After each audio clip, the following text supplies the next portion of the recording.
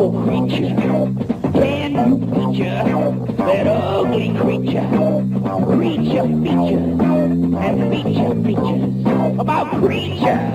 Creature features. Now the strangest thing about this show or two. Features and creature features and more creatures and more features.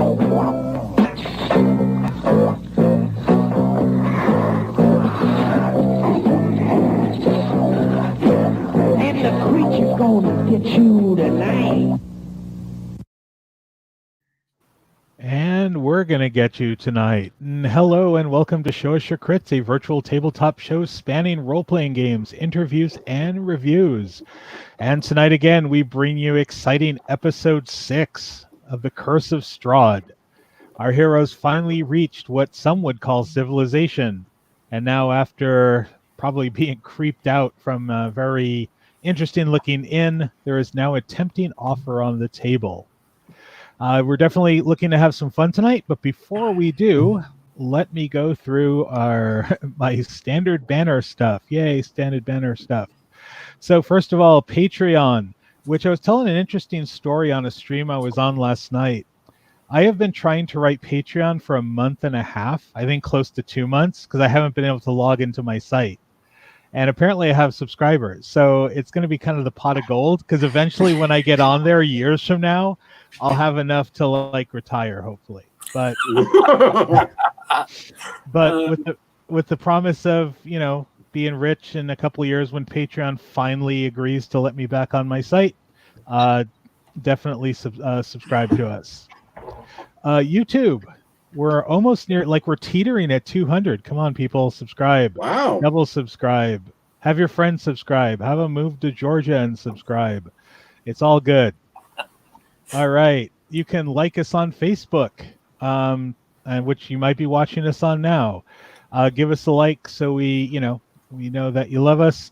And merchandise, Teespring. So if you like the logos or any other thing that we do, we have pictures. And if there's enough requests, we will do a Matt Millman chest shirt just for you. There you go. Everyone loves those shirts. All right. So before we get handed over to Mike, I also just want to mention that keep an eye out. We are going to be hitting the final frontier in a few weeks. We're going to be doing a Star Trek live stream with some science fiction authors and possibly some members of Modifius. So definitely keep your eyes peeled for more information on that. And with that said, we're going to hand it over to our game master, Mike Pankaneer. All right. Thanks for the intro, James.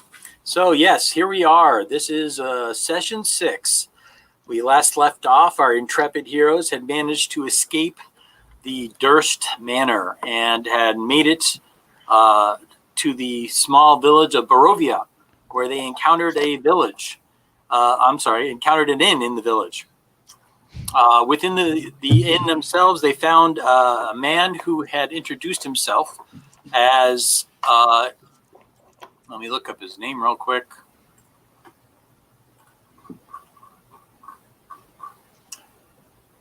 Ismark the Lesser. There it is. Ismark the Lesser, who had become very friendly with them and had asked them to help with his sister, who he feared was trying to be lured away from the house by mysterious forces, possibly even the Count Strahd.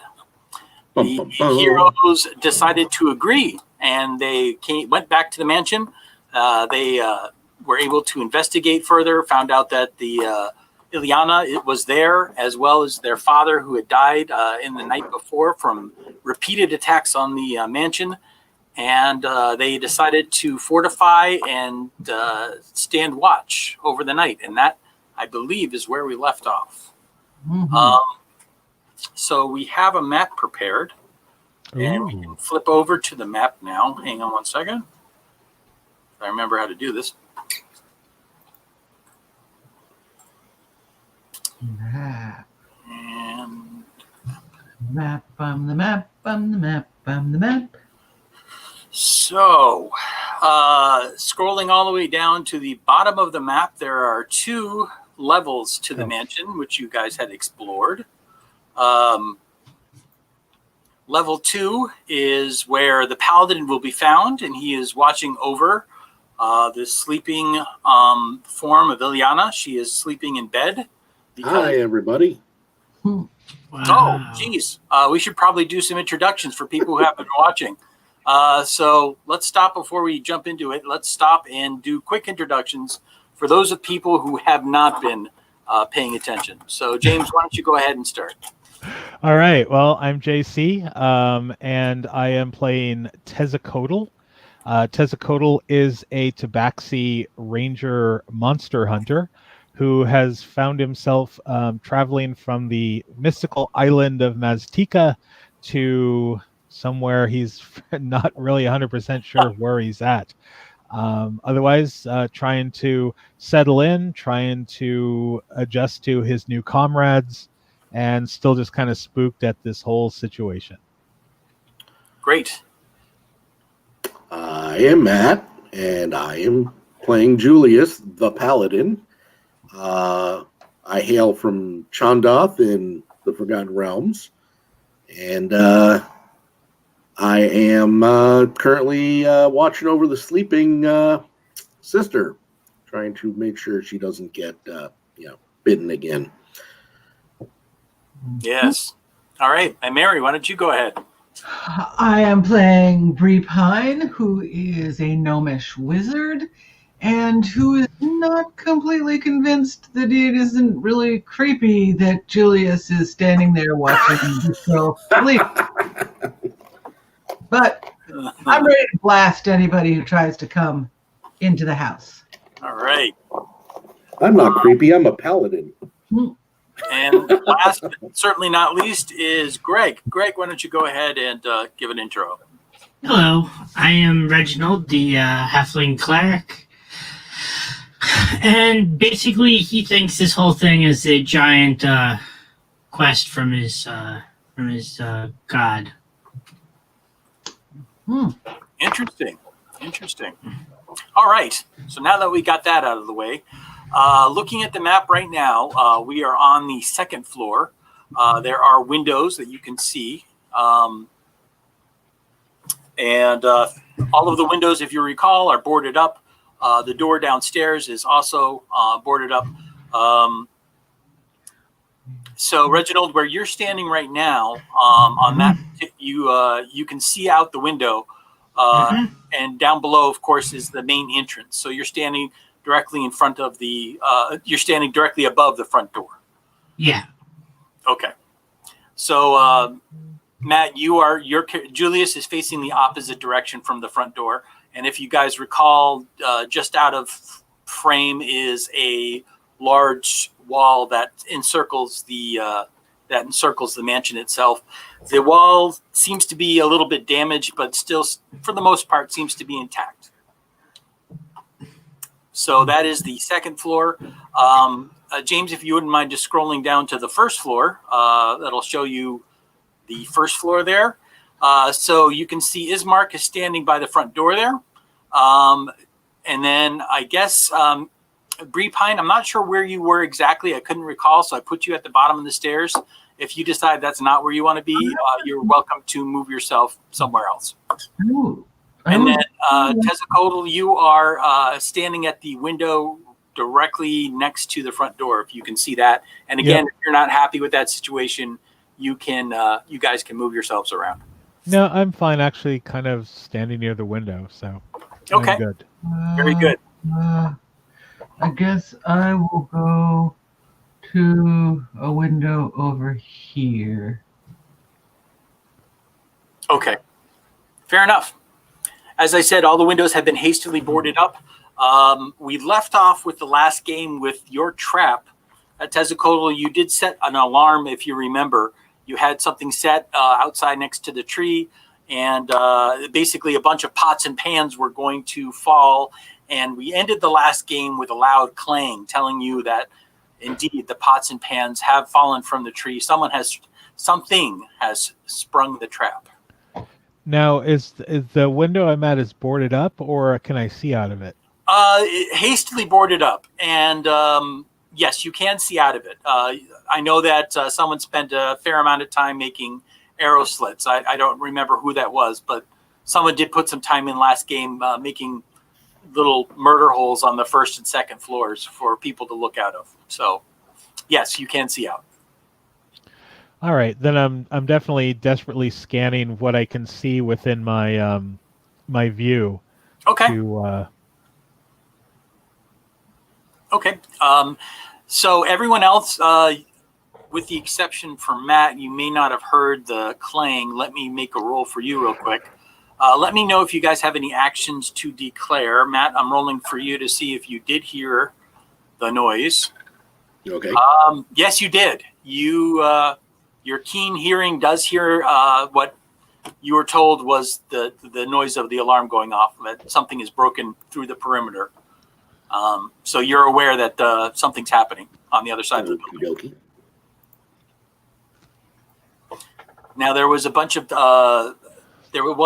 furniture piled up in front of the door. You guys grabbed a couple large pieces. They're not represented there, but I'll draw a quick square here just to show you. Oh, that's a terrible square. All right, so it's going to be more like a blob. Something like that.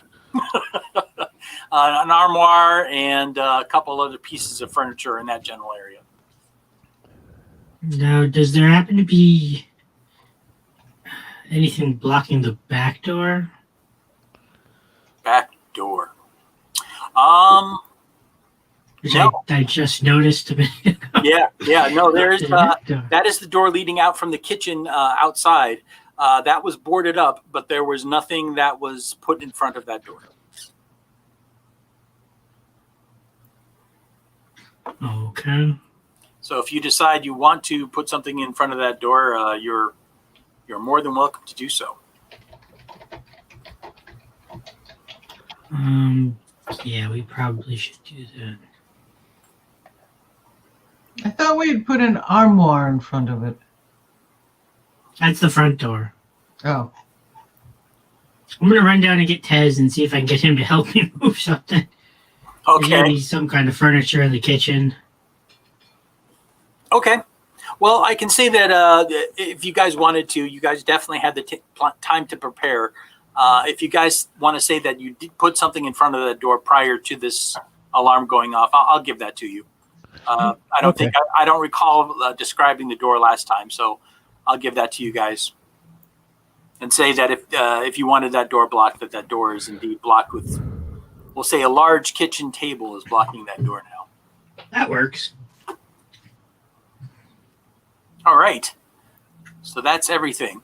Like, as I recall, I had taken furniture from the other rooms, and I had blocked the doors and the window. Okay.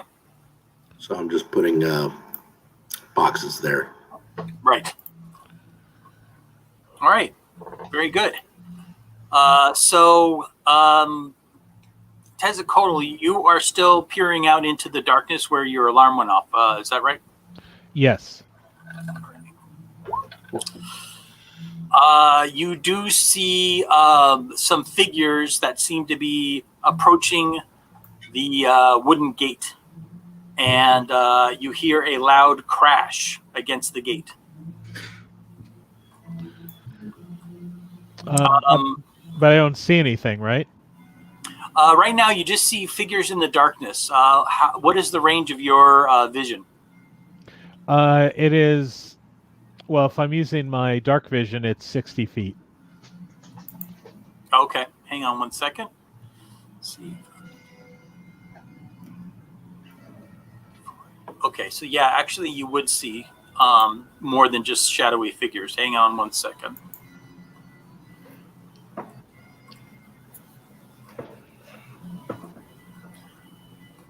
So the gate splinters with a crash.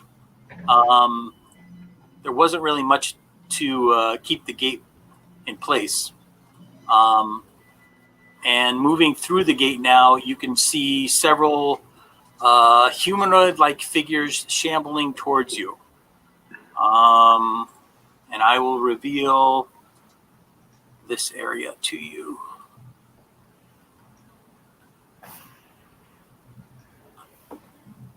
Nope, I did not reveal that area. Let me try it.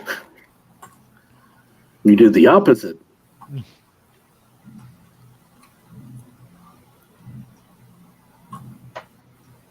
Ah. There we go. That's better. So is that so? We see these three guys that kind of look like the Joker, and this thing with a mace. Is that kind of an accurate?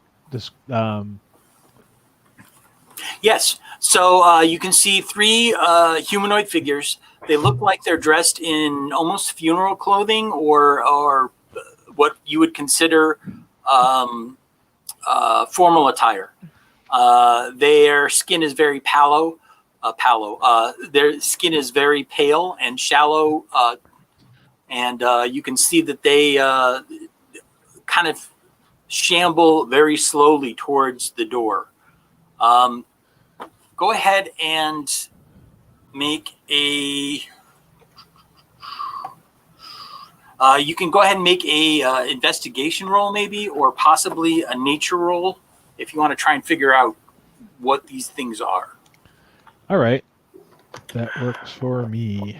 Let's see, right now, you're the only one that can see anything, really, for that matter. You're the only ones that can see it. On the second floor, actually,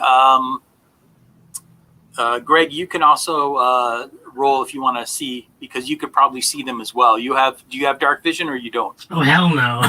Oh, that's right. You don't have dark vision, so never mind. I'm like the human. Then, all you can see is shadowy forms approaching. All right, I got a 16 for my nature. A 16 for your nature. So these are not living creatures. They look very dead to you. They are animated, and you believe they are to be zombies. All right, then I yell in a non-Scottish accent. Zombies! Now, the other one, while those guys look humanoid or fairly human, this fellow that with the mace, he does not. He towers over them by about a good 2 or 3 feet. And he has a very ugly, wicked-looking mace in his hand. You can make a second roll if you'd like to see if you can try and figure out what he is, but you know for sure that he also appears to be undead and is most certainly not human. And if you would like to see a picture of him, you can look on Roll20 in the chat. Yes, I already posted a picture of him on Roll20 if you want to get a closer look at him. There he is. Oh, wow. That's pretty creepy looking. Well, I'm going to take the word for it of that he's undead. So as I'm screaming zombie, I'm just going to go ahead and take a bonus action. We're not really in combat yet. And I'm going to put Hunter's Mark on the big guy. All right. Hunter's Mark it is. I'm going to go ahead and mark him.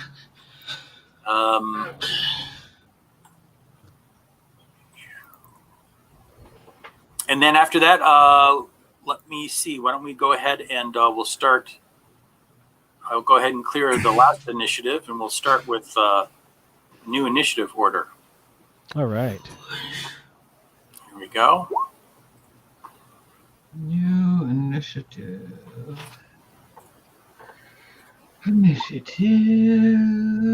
Incentive. Oops. I can select you. There we go.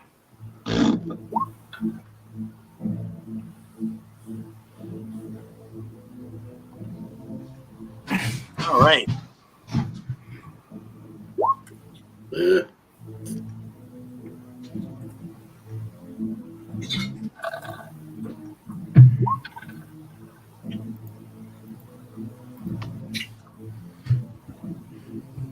Hi, Jerry. Nice.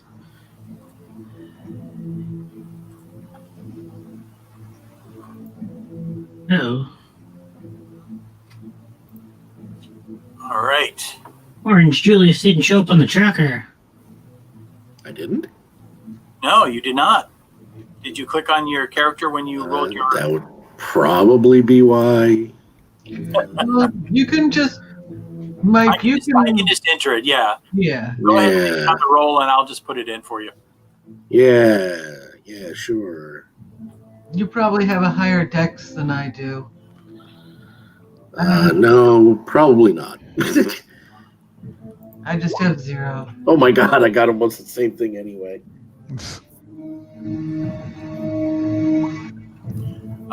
What was your actual initiative, sir? 8. Womp womp. Like I said, I got almost the same thing. You're Well, as slow as a zombie. It's all that armor. Sure. All right. He's too busy paying attention to the sleeping lady. Yeah.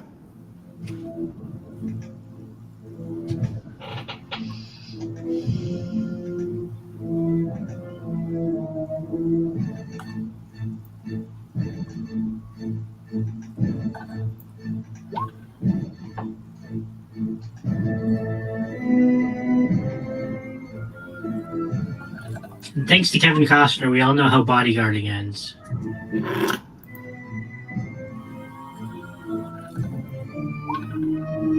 All right. Everybody, let me go ahead and put them in order. Or let me try that again.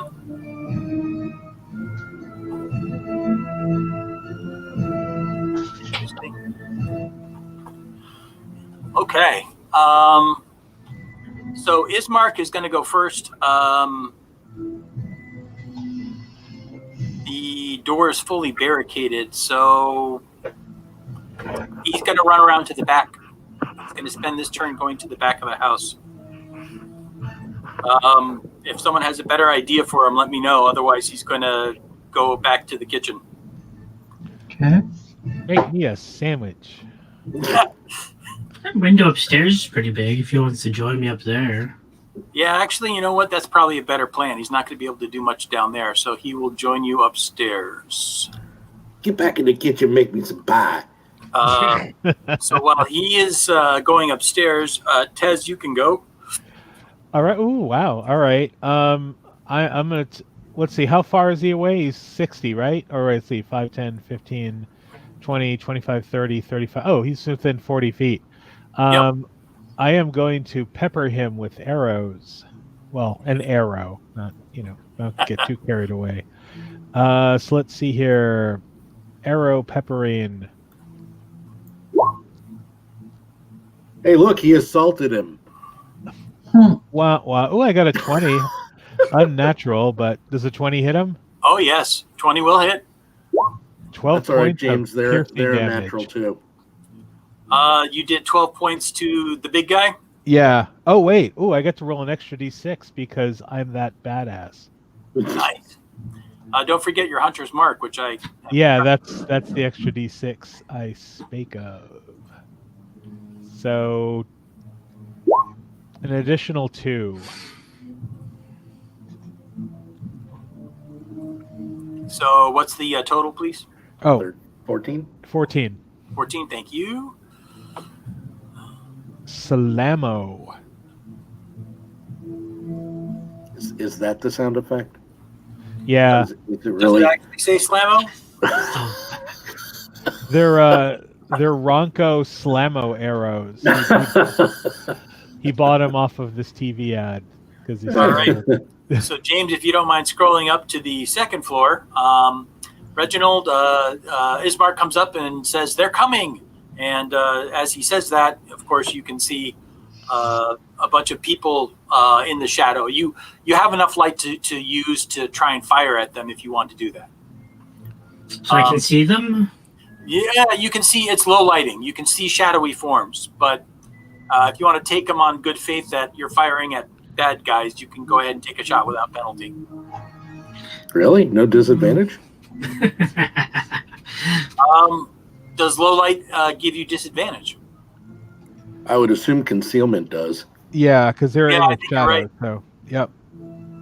So yes, Let's you would be see. you would be shooting with disadvantage. 5, 10, 15, 20. Okay.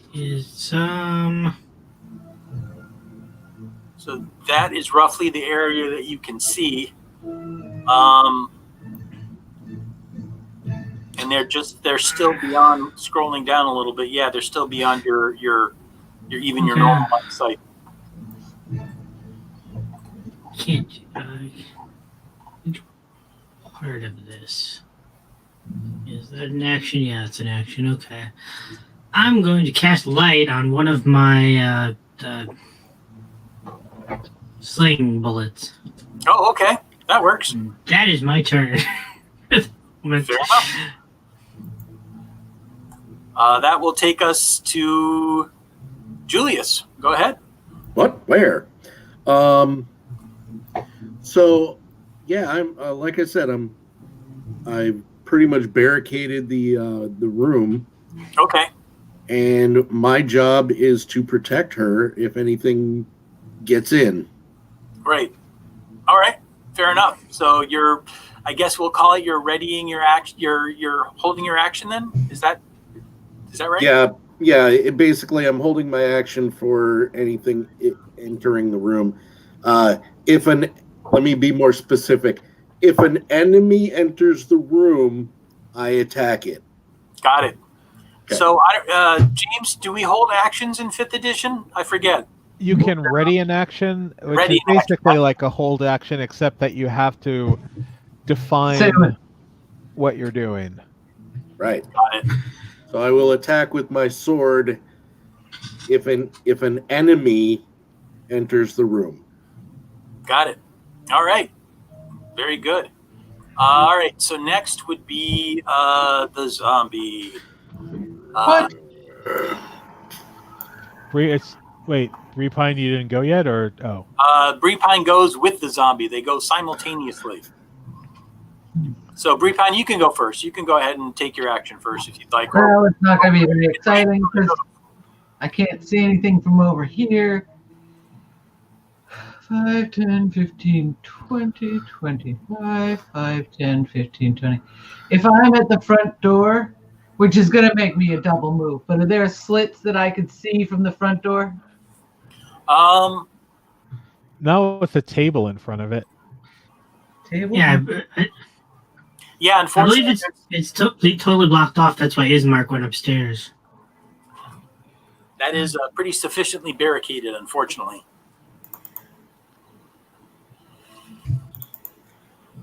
Well, 5, 10, 15, 20, 25.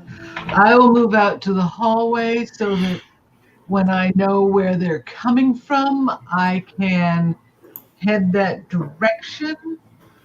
Okay. And yeah, that's what I'd be doing. All right. Very good.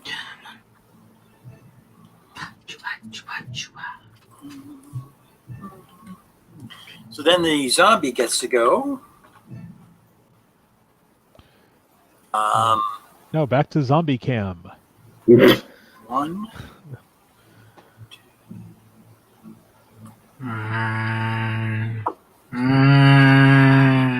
Yes.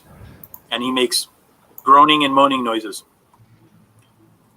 And then that would be this guy, and he's going to go 1, 2, 3, 4.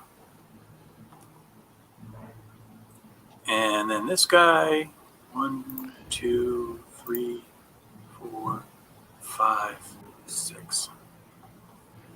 What a dick! He brought himself out of my range. And this guy. It's almost like they're being directed to do stuff. I know. 4. All right. Now that that's all over and done with. So James, I'm going to go ahead, and while you're standing there, you notice there is more that seems to be filing through the gate.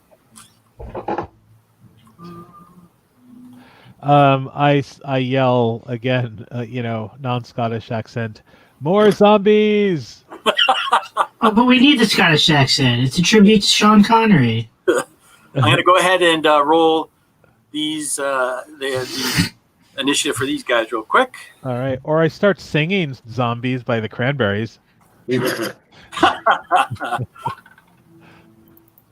Hey, cats can hit that vocal pitch.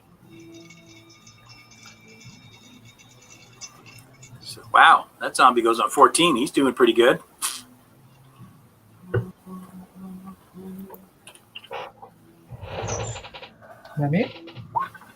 Mommy. And he's going on 13. Well, 11. Come on.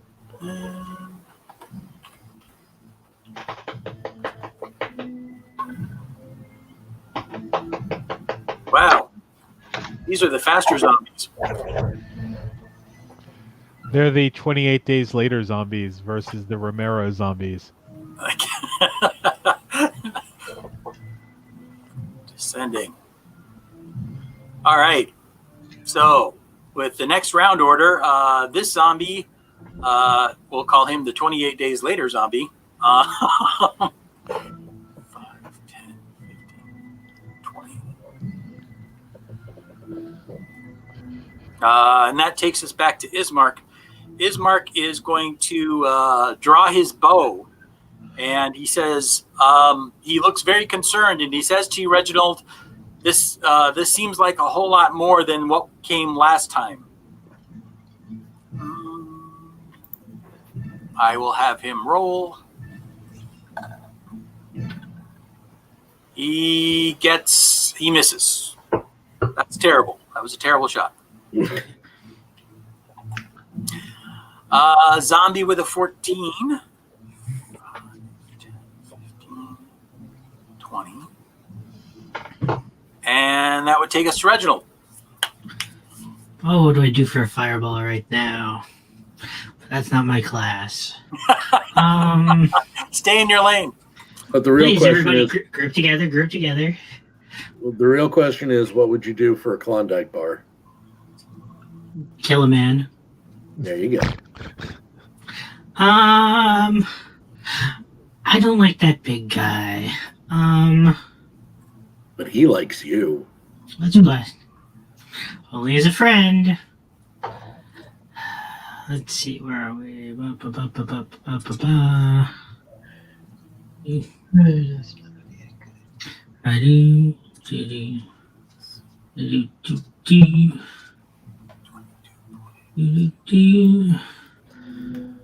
Mike, you got to have all the zombies start doing the Thriller dance.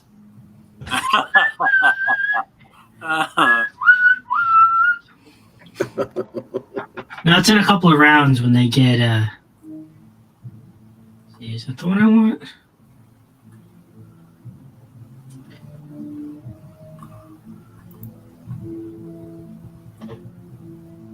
Oh yeah, that's the one we want.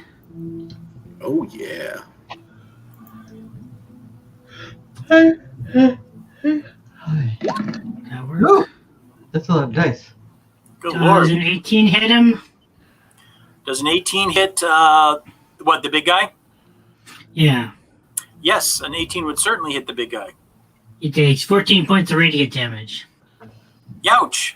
Does he get any Nice. kind of saving throw or anything, or he just takes radiant? Well, if it hits him, then he doesn't do save. There's no All right. save. Very well. You can see that once again you produce your holy symbol, and it kind of like you get the lighthouse effect because it beams out from between the boards on the second floor, and it shoots down like a laser beam and strikes this huge creature in the chest. And you can see it kind of flailing in the light of the radiant light of your holy symbol, and you can see the flesh start to peel off of it, kind of like an orange peel being peeled off of a orange. And the creature just kind of groans a little bit, but yeah, he looks pretty banged up. He doesn't look so happy anymore. No. All right. Do not worry, Ismark. We are here to help you this time. He is. You can see that the large chunks of flesh have fallen off of his body, but he is still standing. And After all these years, we will move on to Tezzacotl. It is your turn. No, there's no way. All right. Hunter's mark is on him, but I can't switch it until he dies. So I'm just going to go ahead and take a... oops. I'm going to go ahead and shoot this guy. with shooty stuff. Shooty stuff. Go.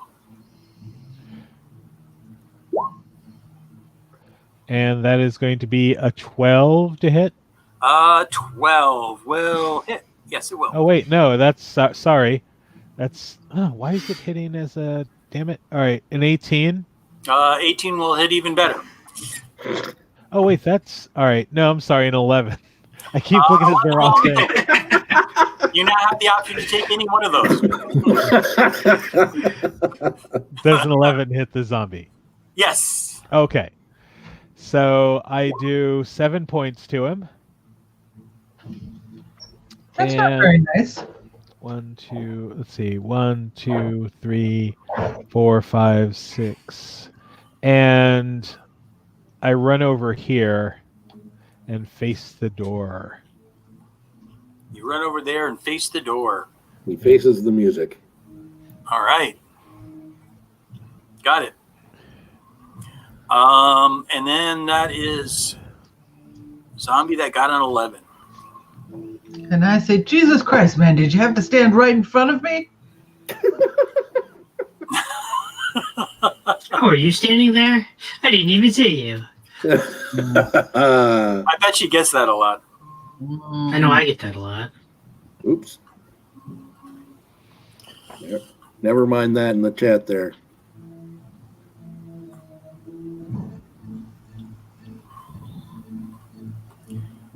All right, so he's going to move up, and you hear him slamming against the door with his large, unholy fists. And it makes a large banging noise.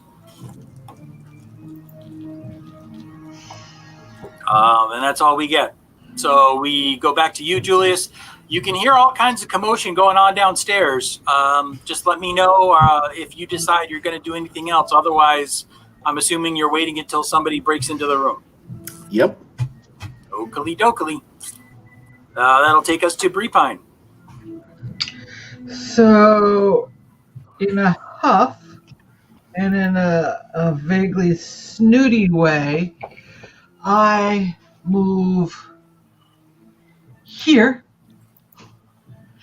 and I am going to ready a spell to zap the person who comes through the doorway first. Okay. Cool. Very good. Then after Breepine, let's see. We have zombie.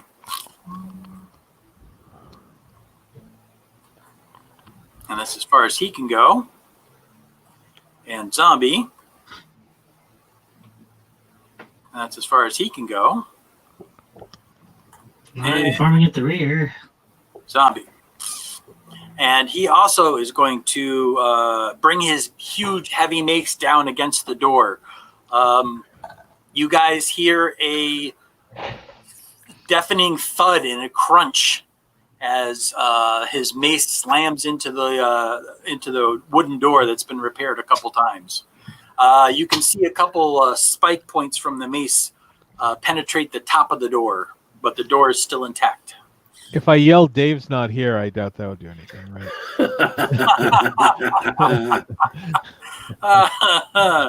All right, that was him. And then last but not least is this guy. 1, 2, 3, 4. So yeah, you have a bunch of Jehovah's Witnesses at the door, I think. No offense to any Jehovah's Witnesses watching. But here we go. Do you have a moment to talk about Strahd, our Lord and Savior? Exactly. And on this round, another zombie shows up. I was just saying, we don't have enough zombies out there. I know, right? Wow. He is, he goes on -1. All right. I don't even know if that's possible, but he's... How apropos. He goes dead last. Da-dumch. All right, so it's this guy. So all of these guys don't move. You can basically hear them all groaning and moaning, and they're kind of thumping up against the door, but that's about it. Ismark is going to fire his bow again. Are they rattling the table that's blocking the door at all? Oh, yes, they are. Most certainly. This time he is going to hit.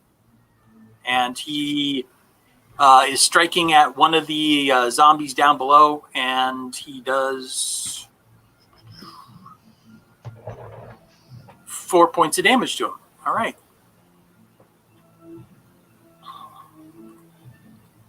And that's 22.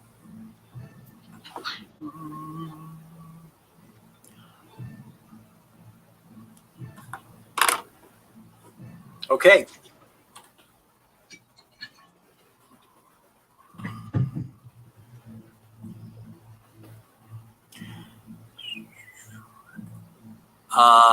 This zombie is going to shuffle up to this window, and that would make it Tezcatlipoca's turn. So my brain is a little bit more intelligent to go, if I light the table on fire, that'll solve everything. But,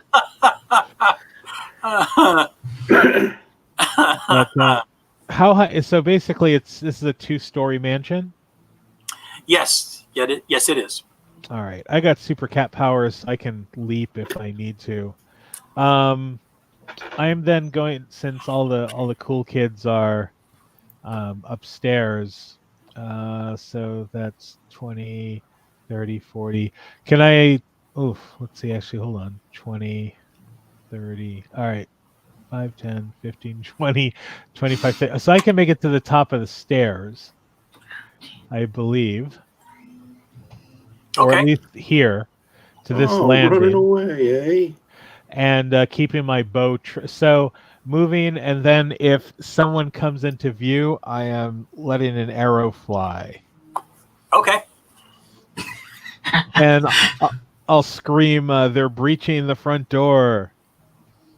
And I yell, come on, you guys, you're leaving me down here by myself? Wait, where are you? I was right friggin' next to you. Oh, wait, is that you? James, you're supposed to say, I didn't even see you. That's your line. Honestly, I thought you were just like a bale of wood with like stuff on it. That was why I said, why did you just stand in front of me when you moved right in front of me? So I moved next to you. You do look kind of like a little group of flowers. Yeah. Sorry, like, you're a gnome and you're small and you're hard to see. That is so racist. I don't know where to start. Reginald, yeah, you can start with your turn. Okay. Oh, now that I've zoomed into 250%, now I can make it out. There's actually a person there. Let's see. Okay, I want to take that big guy down. He needs to not be here anymore. 7 probably doesn't hit. I'm afraid not. 7 will. Okay. All right. Onward. Zombie with the 11. More banging at the door. There is a bottleneck at the door. Not much of the zombies can do anything. Julius, you hear lots of commotion. You stay in the room. Zombie. Unfortunately, all of my spells require concentration. Zombie with an 8. 1, 2, 3, 4. And Breepine. It's your turn. Everyone, apparently you have an invisibility spell on because everyone seems to be. Yeah. Anyway, your turn. Yeah. So I am not a big wussy head, and I stand my ground, ready to strike when something comes through the door. Okay. Sounds good. Is that a clinical term? Wussy head? Yeah, for you. Yeah. Hey, I said, haha. So one of the zombies slams his fists against the door. One of the pieces of furniture falls away from the door and hits the ground with a crash. The big guy brings his mace down, and let's see if he hits. Ooh, yeah, he does. You hear a very loud crunch and a smash, and you can see that one of the doors basically falls away. It falls towards the zombies, but he Is smashed he it. visible now? What's that? Is he visible now? Can you see him? Yes. That was the end of my sentence. You can definitely see. You can see from about his torso up to his head. But he is a pretty large creature, though. All right.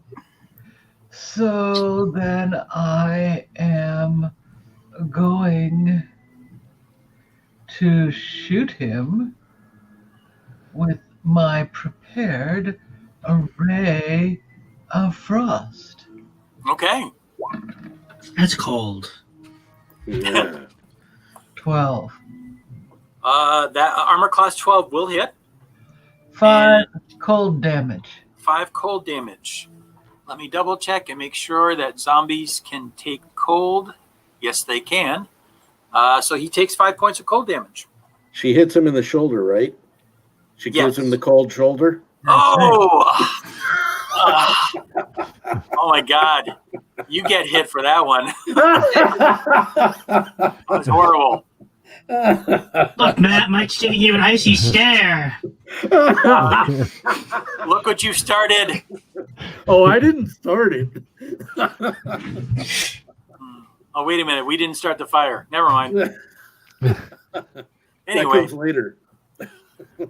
this zombie moves up, and this zombie. Wait. One, goes two. wee all the way home. There we go.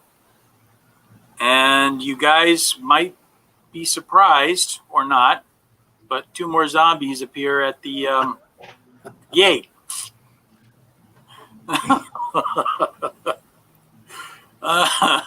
They brought their friends. See. Anyway, zombie can't do anything. Bismarck fires another arrow. That's going to miss. He's not doing so good. Zombie can't do anything. I guess this means his dad was pulling all the weight last time. That's right. Tezzacotl, it is your turn. So from where I'm at in Wussy Headland, I'm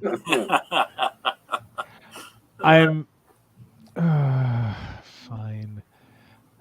I'm going to, my free action, to scream upstairs and say, if there's anything nearby that you can set on fire and shove out the window to land on them, it might be a good idea.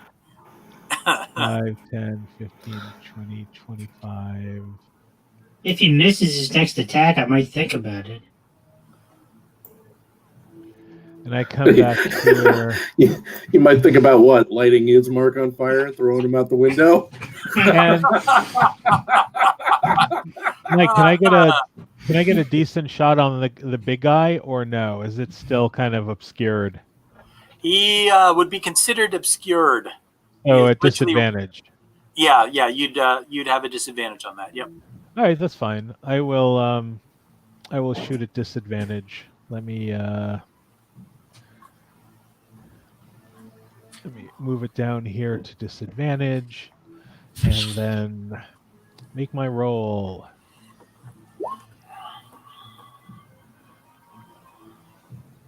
All right, so 12. 12 will hit. So 8, hold on, and an additional 6. Ooh, nice. Yeah, so that is another 14 points. Yeah. Nice. He is still standing. All right. Okay, that would take us to Reginald. So who are you lighting on fire and throwing out the window? Nobody at the moment. All right. let's see what we have.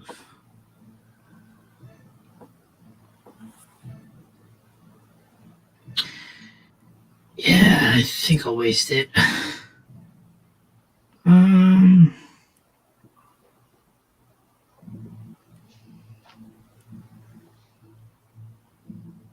to waste it or do I not want to waste it? And we'll just try a regular attack. Can I see the guy directly below the window? Unfortunately, you can, but it's going to be a disadvantage. He's partially obscured.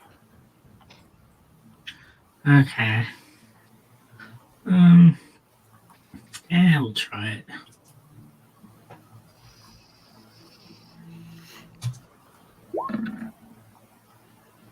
Yeah, no, we're not hitting anything. Alrighty. That was a nice thought. It's the thought that counts.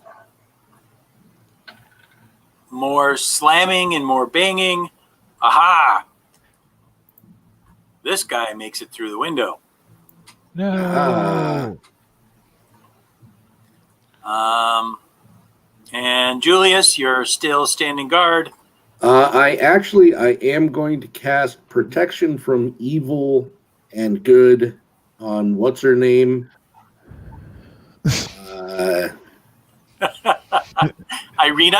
Irina, thank you. Yes, and even though she's sleeping, presumably still, so that I can help protect her more. Okie dokie. That will move us down the line to another zombie who can't do anything because of bottleneck. Briefine, your turn.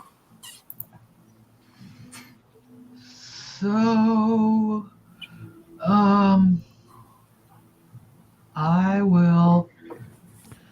guess I can still see the big guy. You can. So I will. Call him a wussy head. See how he Yes. responds. Taunt him. Number 1, 2, come on. 3, 5, 9, 11. Magic missileized him. 11 magic missileized him. Yes. All right. He is still standing. The missiles slam into him. He's charred. He's frozen. His flesh has been melted off. He's got several arrows sticking off out of him, but he still seems to be lumbering forward. Right. Thing that would not die. So, guy with an AC of 7, and he joins the bottleneck. Zombie. Big guy swings his mace again. And this one smashes down the door completely. Well, let me roll. Let me make sure that the damage is enough. I'm pretty sure it is, but we will roll.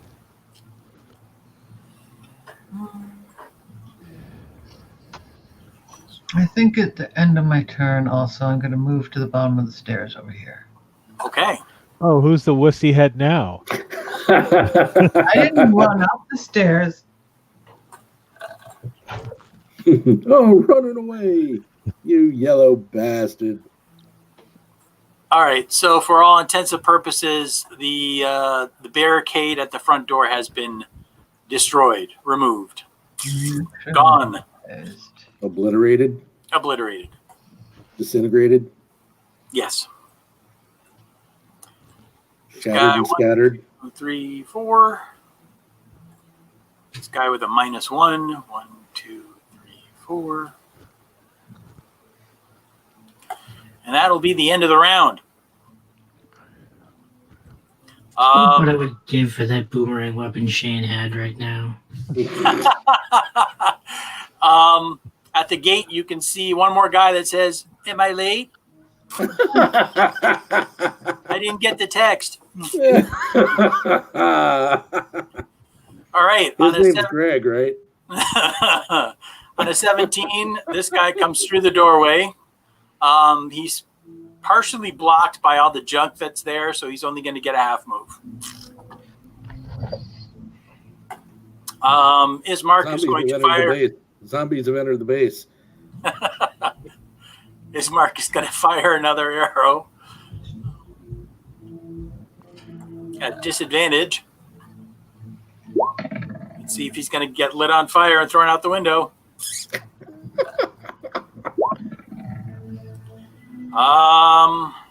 Oh, he just hits. How about that? Another zombie at the door takes an arrow. Got it. All right. That'll take us to zombie armor class 1. You mean initiative? Tezzacotl, it's your turn.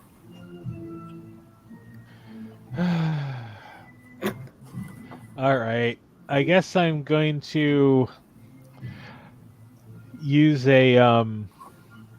another special ability of mine, a monster hunter ability.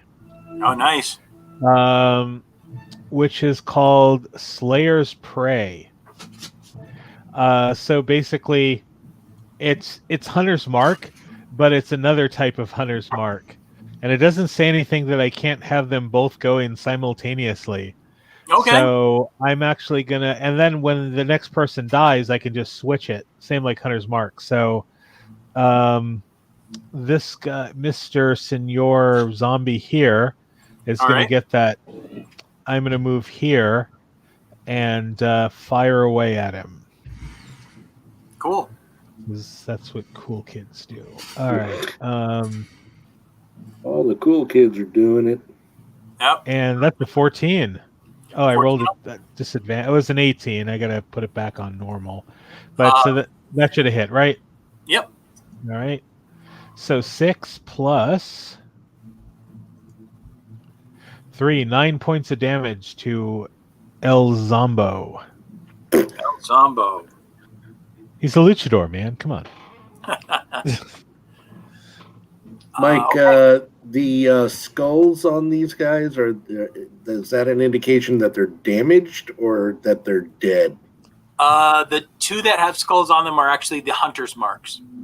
Ah, gotcha. Interesting. I was trying to find something else, but that was the only thing that really made sense. I mean, there's a couple other options, but that was the only one I could see. Well, let me see here. Let me try this. Real quick, see if this looks any better. I usually use the guy bent on his hands and knees with arrows sticking out of his back. Interesting. Lower body pain. Oh, yeah. There we go. That works. Porcupine Man. There we go.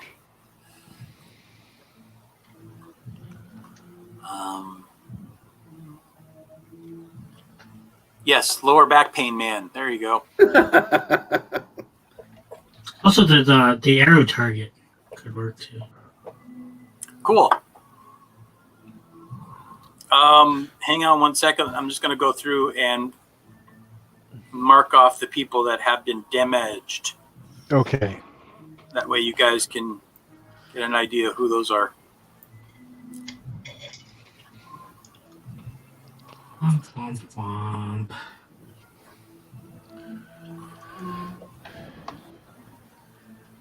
Boy, what to choose. I guess I'll just go with the half broken heart there. Yeah, that works.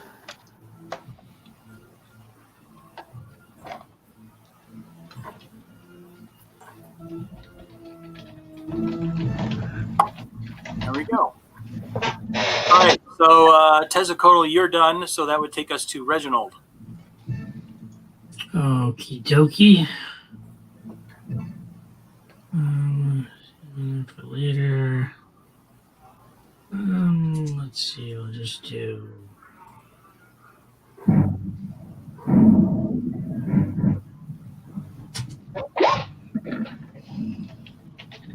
Does a 9 hit the big guy? 9 would hit the big guy. Oh, cool. 5 damage. 5 bludgeoning damage. He still standing and lumbers forward.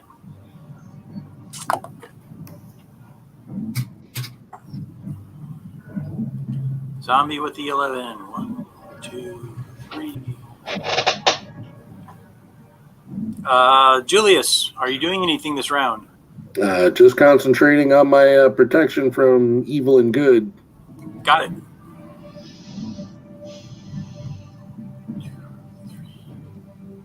4. Let me know if we get to 100 rounds. Okay. Breepine, it's your turn. Right. So what I'm going to do is stand right where I am. Let's see, 5, 10, 15, and I am going to Zlort. Ask for a DC 13 Constitution saving throw from 1 to my 15-foot cone. So I don't know if it'll go around through there and hit him too. All right. They need a saving throw of Constitution, you said? Yes, please. What's the DC? That's right 13. there on the screen. Don't you sass her, mister. I got a 12. No, that doesn't make it. That is the way of the wussy head. Anybody who does not make it takes 16 cold damage. Wow. Not bad. So go ahead and just tell me which ones you hit. Everybody that's inside plus 15-foot cone starting here. Okay, so basically all the zombies inside the room right now. Yep. blue cone, 15 feet. Got it. Beep. Got it. I can't turn it though. Beep. There you go.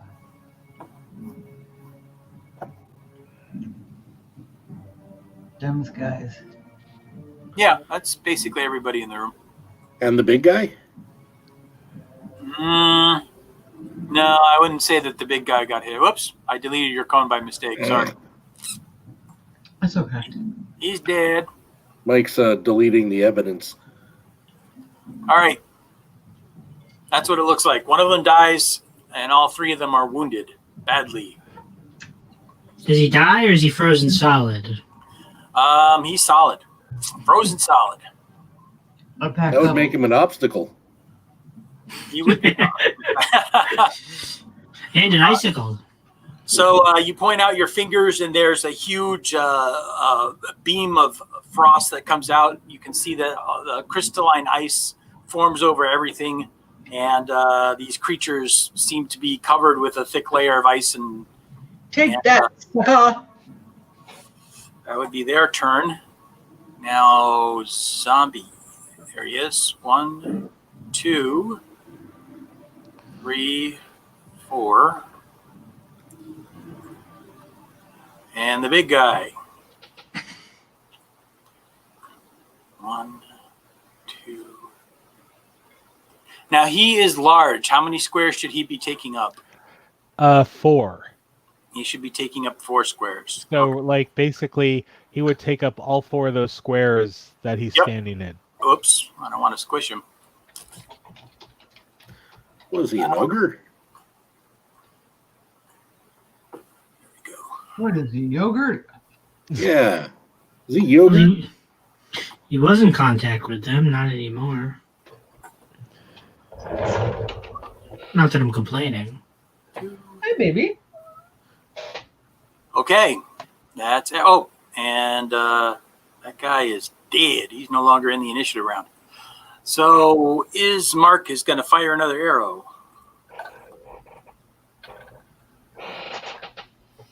He will hit. You know, ever since somebody mumbled something about lighting somebody on fire and throwing him out the window, he's been doing a lot better. Huh. And He just needed a little motivation. that's right, exactly. So he does damage to one of the guys still outside. Zombie with the 14. So there's kind of a log jam. The ogre zombie ogre kind of is blocking the stairs, and they can't really proceed. It doesn't look like. Can they get past him, James? Or is that technically no? They can't really get past him, can they? Well, oh, this is a wall here. Yeah, actually, because they can move through their own. Yeah. So they could get in the square between you and the ogre, right? They could definitely like move here or here. Yes. Okay. Then that is the plan. So one lumber is up to you, and he's gonna take a swing at you.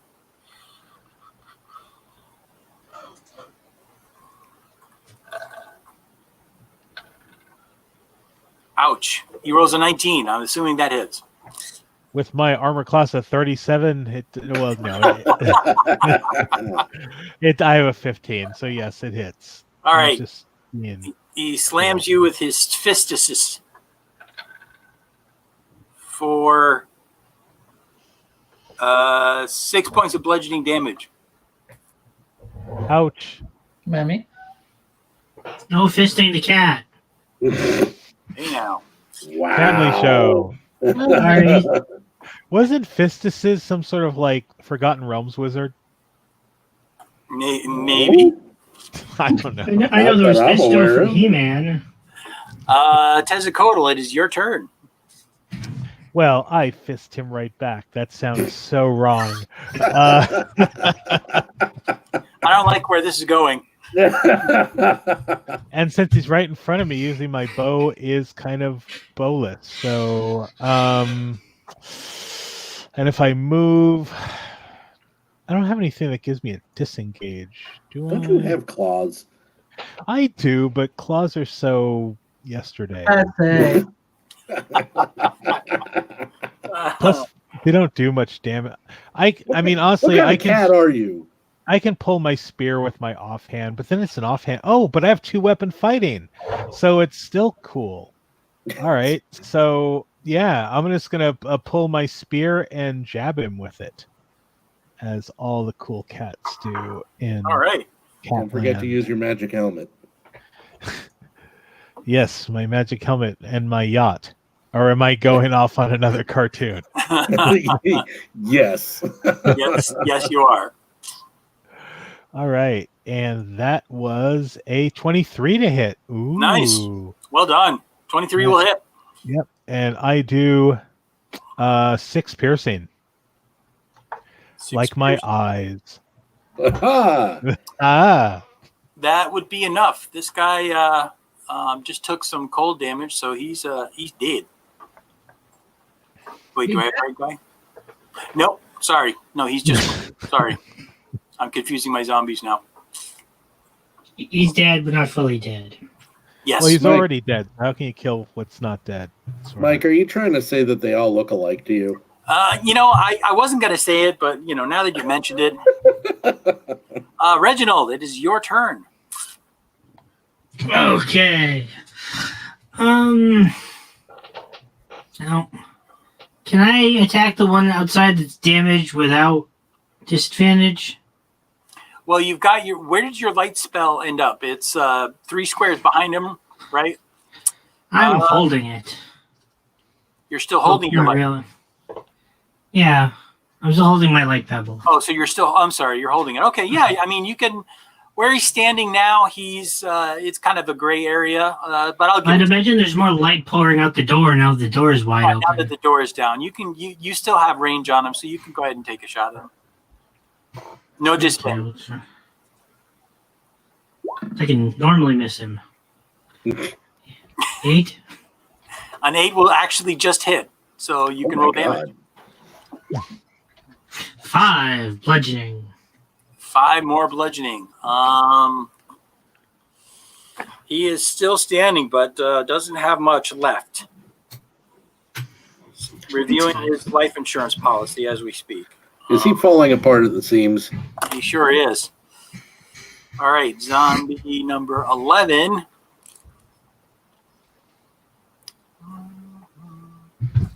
One, two, three, four.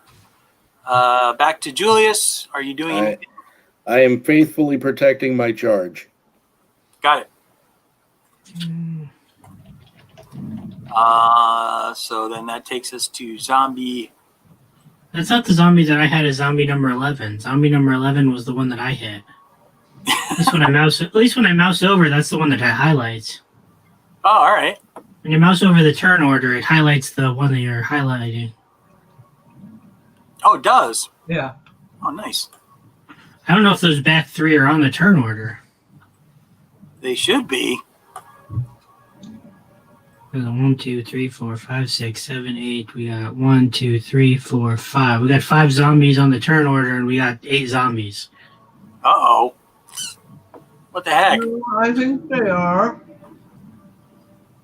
At least You got- my turn. At least my turn order does. I Well, don't know unless if- they're dead. My turn order. It's just I had to drag it all the way down. That guy is missing. Oh, yes. I haven't rolled initiative for him. So he's hanging out at the gate going, what am I supposed to do? He's just waiting till he can actually do something. Then he goes on 0.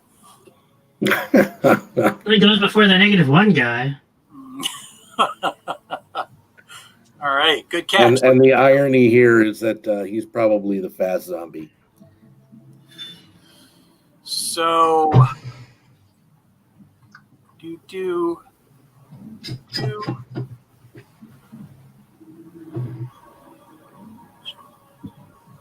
Right.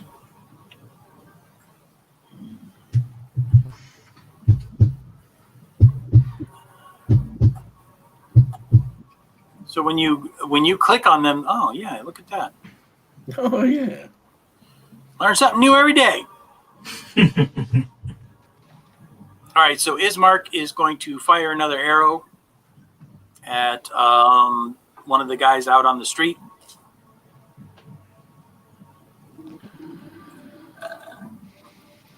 Boy, thanks, Greg. That just made my life a lot easier. I do what I can. He hits the guy that you hit, and I'm pretty sure unless he rolls poorly, that'll do it. That'll kill him. Whoop, whoop. Yep. He did. Oh, look at that. When I delete him, he actually gets deleted out of the... So what probably ended up happening is I deleted some guy twice, accidentally. But anyway. So Ismark is done. So zombie 14. There he is. There's Zombie number 14. Yeah. on. Generic zombie number 14. Do they have like T-shirts like in the Batman series with like 4 numbers on them? Look, it's Zombie 14. It's bug number 12. Green Pine, unfortunately, he's going to go for you because he doesn't really have any preference. He's just going to go for the first person he comes across, which is you. Well, being closer to the ground, that makes it easier to reach. That's right. He got a 3. He misses. Good. That would take us to Reginald. Okay. Come on, Reggie. The action's down here. Running out of targets. You got one target. Yeah, it's probably not a bad idea. A on target. Let's Yeah. see. 5, 10, 15, 20. 20 to get to the top of the stairs. And what, 5, 10, 15. I'll go after the big guy because, God, I hate him so much. I'll even try using one of my good bullets. If it hits. Ooh, 19. I like that. That Is will that the hit. one with his name on it? 3 damage. I'm sorry. Which guy were you going for? The big guy. The dead guy? They're all dead. The big guy. Oh. The ogre. The The ogre. dead guy. Yes. I'm going for the dead guy. Right. The big guy is still standing, or the dead guy. Quetzalcoatl, it is your turn. Damn it! Now there's someone there, and I still can't get shots off without being at disadvantage. Dag nabbit. That's cat talk. All right, I guess I spear him too. I spear them all with my spear. Don't forget that he killed the marked guy, so. Yes, he did. The marked guy is no longer there. And I got a 19 with my spear. You hit. And I do 7 points of damage with my spear. To which guy? Right in front of you? Yeah, well, because this guy's dead, I think. No, he took damage. Oh, then That's what the heart means. All right, then I attack him then. Okay, so he takes more damage. Yep. Still standing, not dead yet. Doom. All right. Doom. Julius, you're still a garden, right? Yep. Repine. Well, I guess so that I don't have to be at disadvantage, I will do my frost fingers again, because Okie dokie. that goes from self, so it's not really ranged, so it's gonna go for this guy and the big guy. All right. So DC 13 con save from both of them.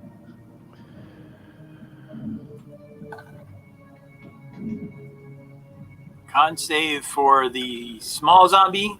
Ooh, he gets a 21. Okay. And then con save for the big guy.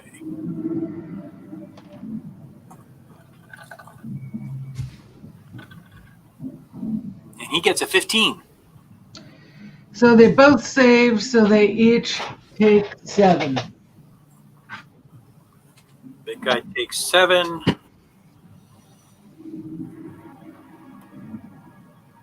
And this guy has not been hurt yet, so now he is hurt. There we go. All right, moving on. So, zombie. Here he is. 1, 2. And that's as far as he can go.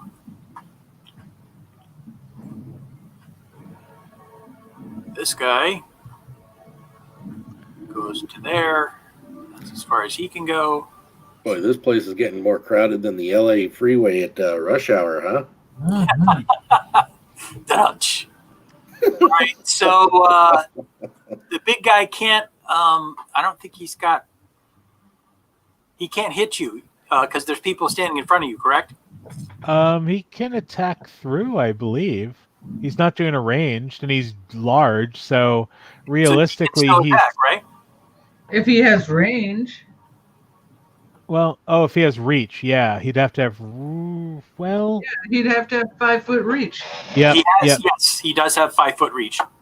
Then yes, he can hit probably away. be a little more like 7.5 because you're upstairs. So it's not just 5 feet out, but it's a couple feet up. True. Right. I mean, I think we're getting technical here, but you know what? I'll roll at a disadvantage. Splitting hairs. I know, it's.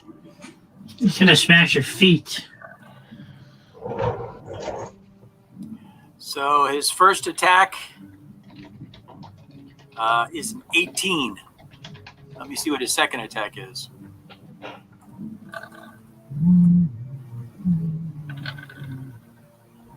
It's a 26. It's a critical too. Yeah. All right. So 18 is going to hit somebody. It's either you or Bree Pine. So James, high or low? High. It is you, James. Ouch. Hit you with an 18. Wow, for 13 bludgeoning damage. Oh, Ouchie, ouch, ouch. Hi, Web. and because Jonathan requested it, I will use the vernacular of meow me meow meow. That hurt meow.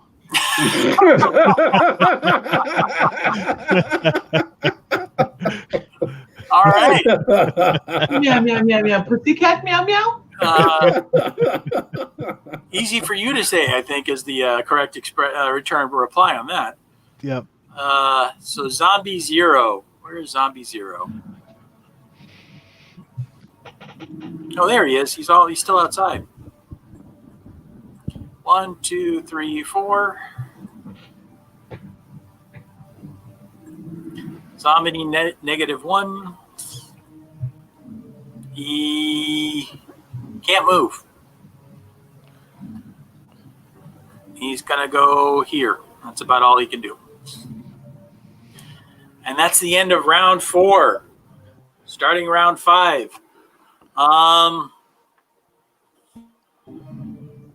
Ismark is going to try and fire his bow again one more time at disadvantage. Well, actually, no, he can still hit this guy. So he's going to try once with his bow. And he gets a 9. A 9 hits. For another 4 points of damage. To that guy who hasn't been wounded yet. So there we go.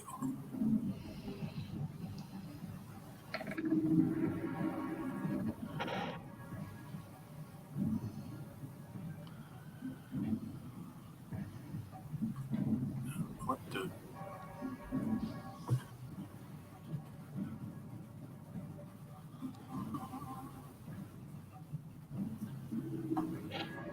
Maybe the outside zombies are just providing soundtrack. Like one of them has a boombox on his shoulders, blasting this.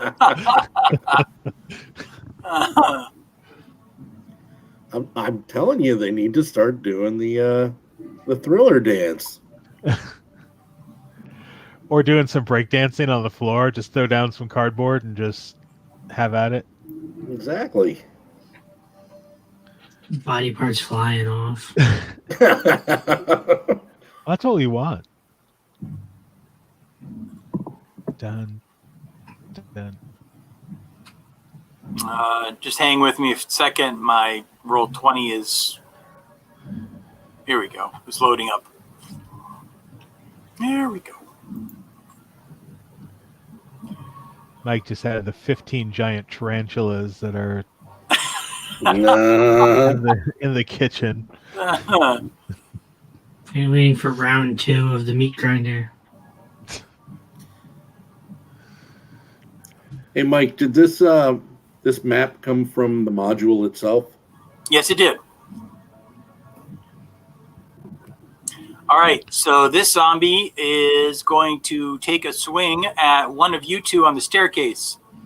Breepine, high or low? Hi. Low. He's going to go for James. James, you get a slam. All right. Like a Denny's one? No. A Grand Slam? I'm afraid not. An All-American Slam? Or a Grand Slam? Or a Rudy Tooty Slam? Or So how much cholesterol damage does he take? 4 points of cholesterol damage. yay, I'm still awake. Rudy Tooty, fresh and fruity? Reginald, it is your turn. Okie dokie. Oh, let's try this again. I really hate that big guy.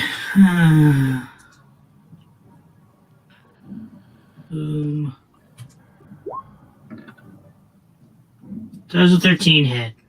13 will hit. 21 radiant damage. Nice. Wow. Nice. So once again, your holy symbol shines and a beam of light shoots out. And you're going for the ogre at the bottom of the stairs. I assume you're at the top of the stairs. Yeah. Yep. It strikes him and basically bores a hole through his chest, and the creature slumps to the ground. Abomination. Blinks twice and disappears. No, sorry. Without looting it. Did I mention that they should be causing difficult terrain for these guys? And causing obstacles? I believe the staircase is already creating an obstacle. Tez, it is your go. All right. Meow, meow, meow. Spear meow. On this one. Do you see the way we debase ourselves for our Patreon numbers? Yeah. I speak in Henrietta.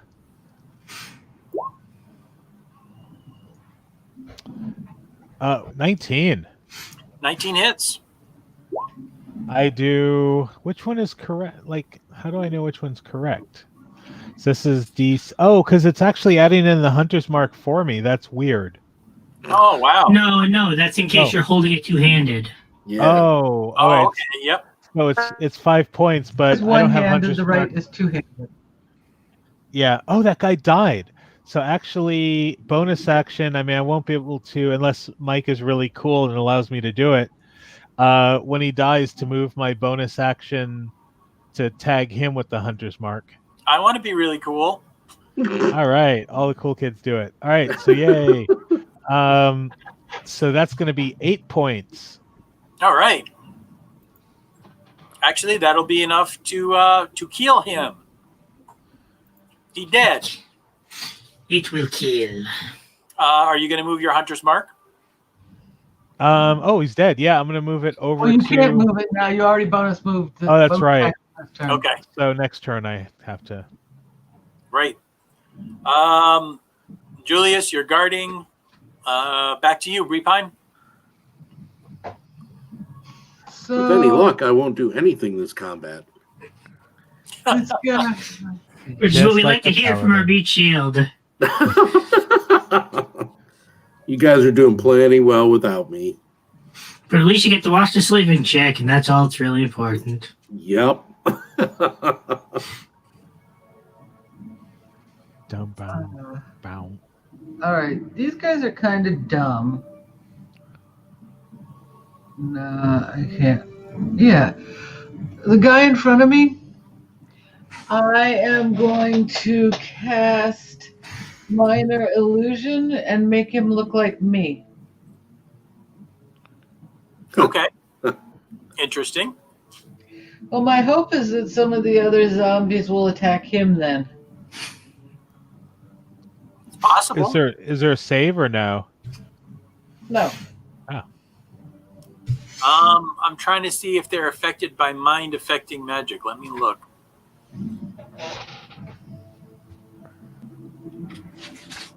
Well, it's not mind affecting, it's just No. an illusion. No. All right. Creating an image on top All in the world of illusion.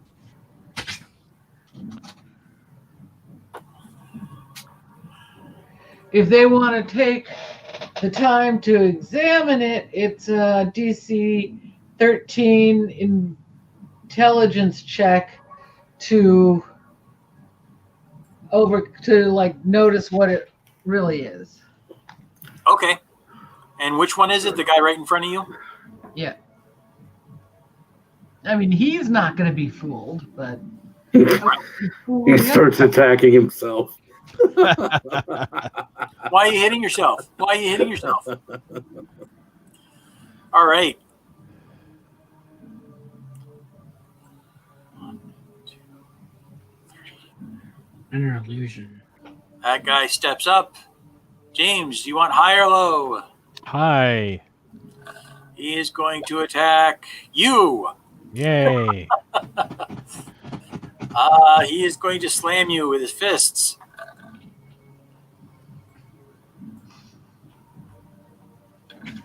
Does he offer many skulls? Ouch! He gets a 20 and hits you for 4 points of damage. He offers many skulls. He does offer many skulls. I am hurting. Good God, you're still standing though with 1 hit point. Yep. All right, zombie number 7. 1, 2, 3. Zombie 0. 1, 2, 3, 4. You know, don't paladins live for this shit? Zombie -1, 2, 3. All right. Dude, I'm the paladin of the god of guardians. I'm guarding. You're guarding. Guard. I'm a guard. Go brave Sir Robin.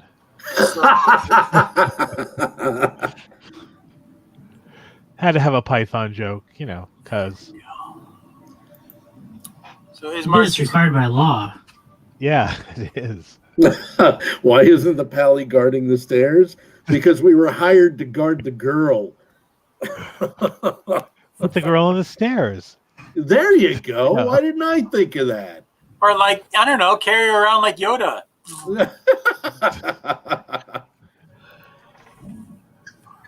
Just tie the bed on your back and get your ass out here. Okay. All right. Zombie 14, the one you cast an illusion on. Breepine, high or low? Low. Low it is. He's going to go for you. He's going to slam you with his big old fists. Hey, Mike, I need to go get a drink. Can we pause the action so I don't miss anything? You are a pivotal member in this battle. Exactly. 14. Does a 14 hit? I'm pretty sure it does. Yes, it does. All right. Then he's going to do 4 points of bludgeoning damage. Okay. Okie dokie.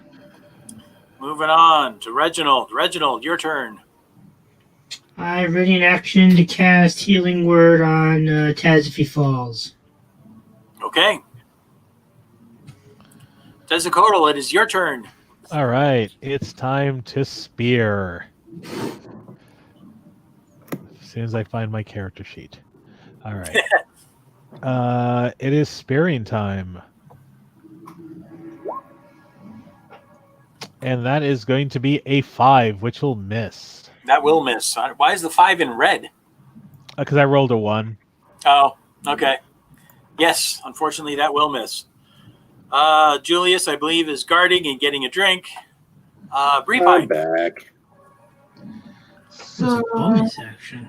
I am going to do what you think I'm going to do, which is cast Yieldy Frost Fingers again. I'll cast it at 2nd level. So I'm getting those 4 guys. Okay.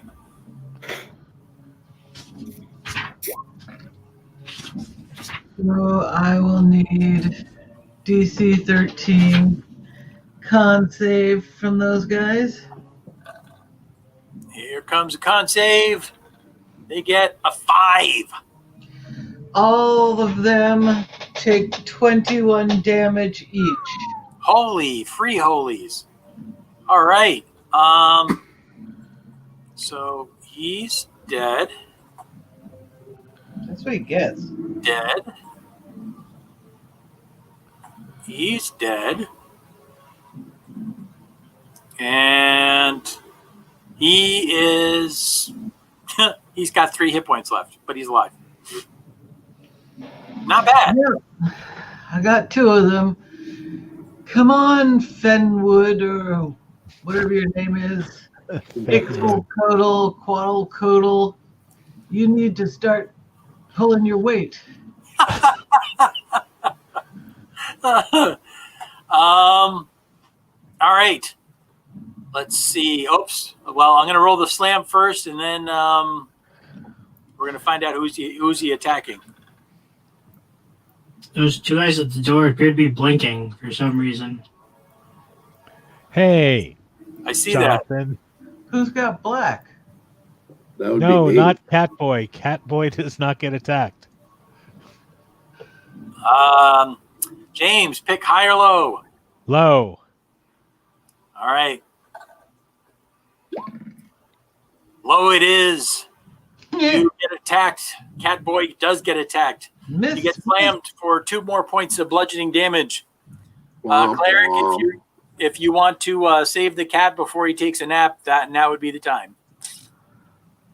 I'm We not, fell. I'm not that kind of cleric. Meow, meow, meow, meow. Thud. Meow. Okay, he falls unconscious. The spell goes off. He gains 7 hit points. So that puts you at 6. No, it put No, me at that's 7. yeah. Oh, it puts you at 7 hit points. Okay, cool. Yeah, nobody goes negative in this game. Oh, I saw the -1 on his. Never mind. Oh, yeah, because, I would have been at 0. Meow meow pussycat meow meow. So, Ah. Mike, Yeah. the reason those guys are blinking is Yes. they're not on the initiative. See, I told you there were 3 guys that weren't on the initiative. I think I might have accidentally deleted him again. All right. Well, let me put him back. Maybe they're just like standing at the door. Well, they are mindless. I'm pretty sure I moved him last round, but all right. Jonathan Meowth was a hero. He was so brave.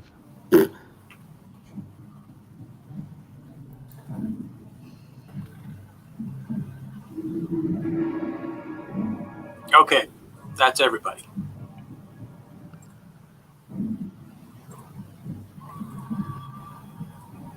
Okay, start of round 6. Ismark is firing another arrow.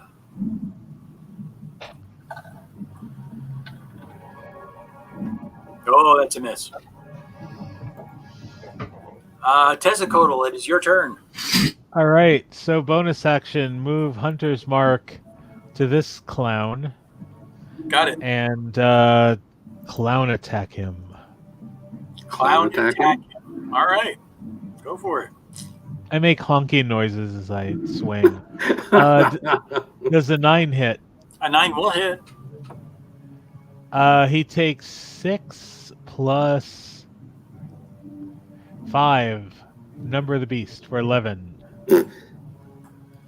He's dead. Yay! I just see him making a spear out of balloon animals and then skewering the guy with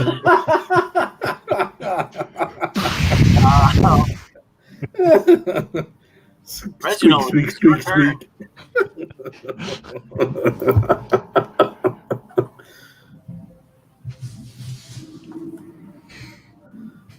Reginald, you can go. Your turn. Okie dokie. Let's sling the guy at the bottom.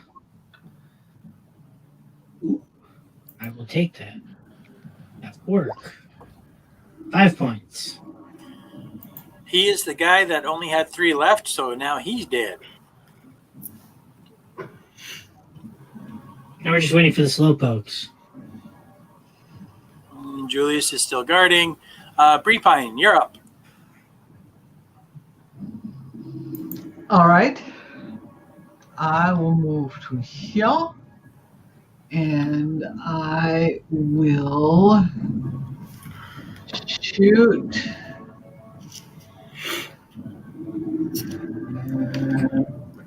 Neither one of those guys out there have been hurt. No. No, they've been too busy standing around doing nothing. This guy, I'm going Quiet, you. with a ray of frost. Only 1 damage. Which guy? The one on top. On Rico. They've been guarding the door like somebody else has been standing around doing nothing. Yep.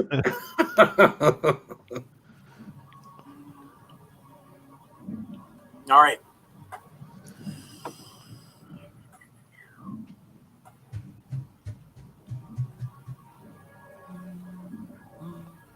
You know, guarding is a very noble profession.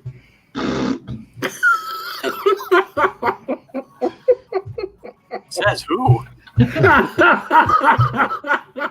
I'm just waiting for her to go all exorcist and attack you.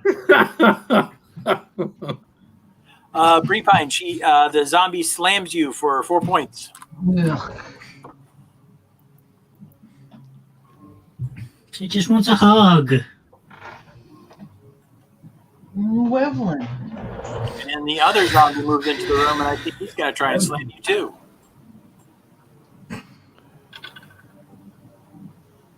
And he slams you for another 2.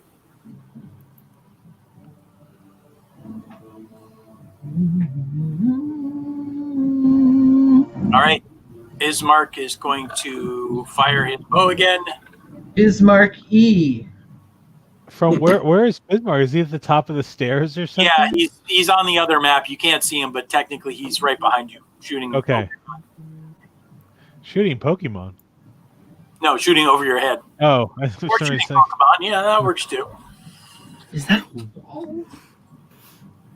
So he wounds that guy. Tezzacotl, it is your turn.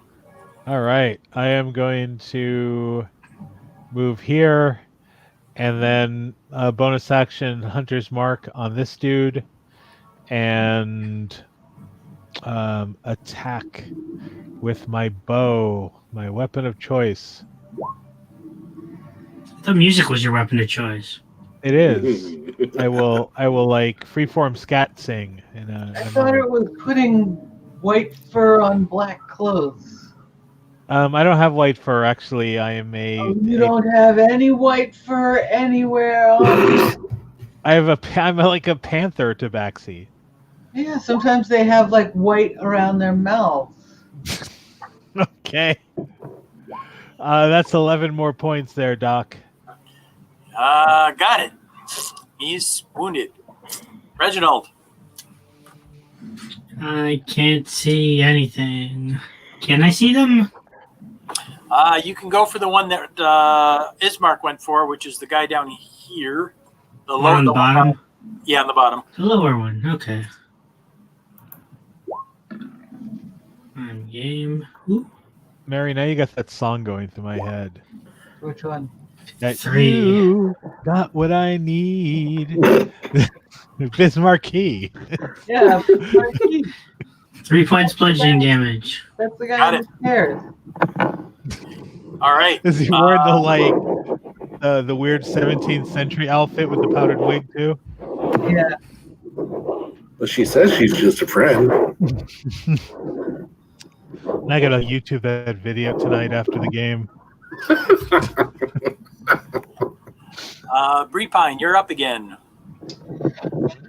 All right. Well, I don't like this guy very much, and I don't like that he's all up in my grill.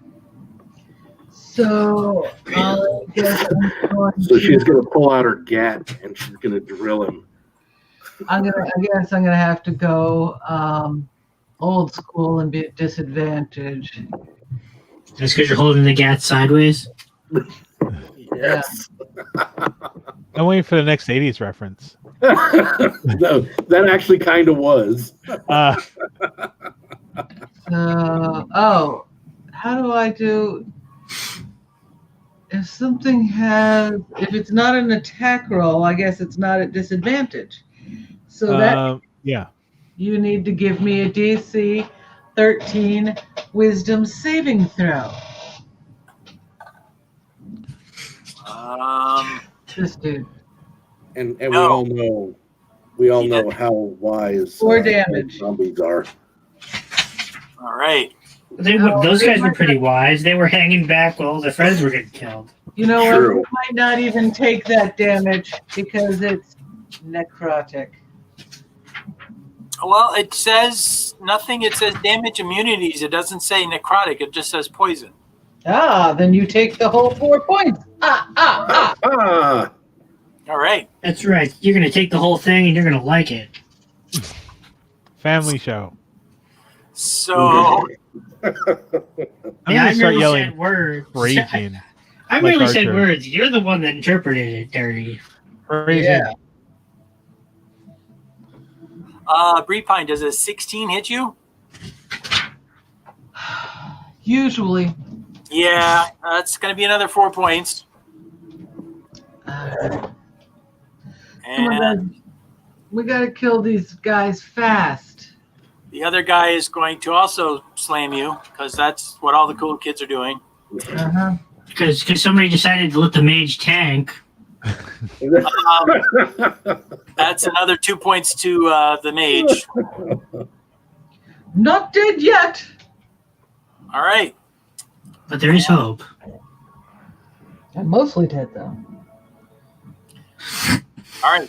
But you haven't been mostly dead all day.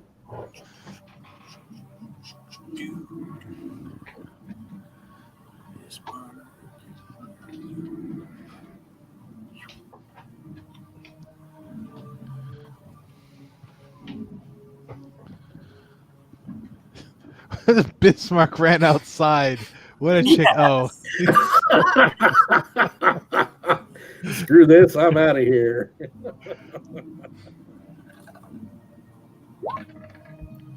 That's not at all what I wanted to do.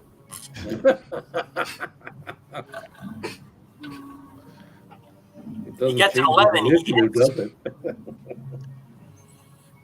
8.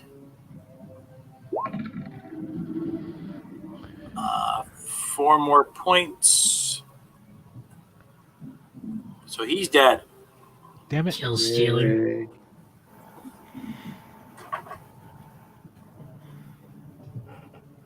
So to you, Tezzacotl. Bonus action. Move my hunter's mark to the last target, All right. and away we go. Doom, doom, doom. 22. That will definitely hit. And that's going to be 5 plus 1, 6 points. He is still standing. Reginald.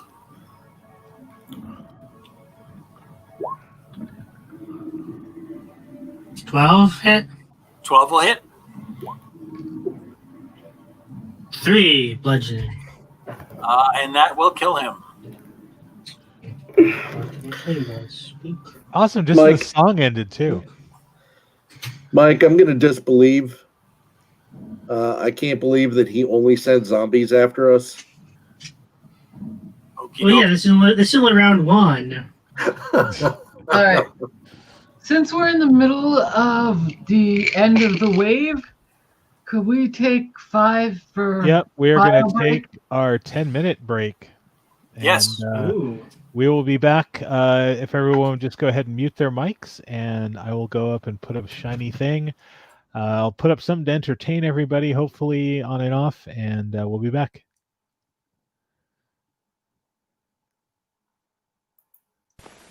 Intermission time.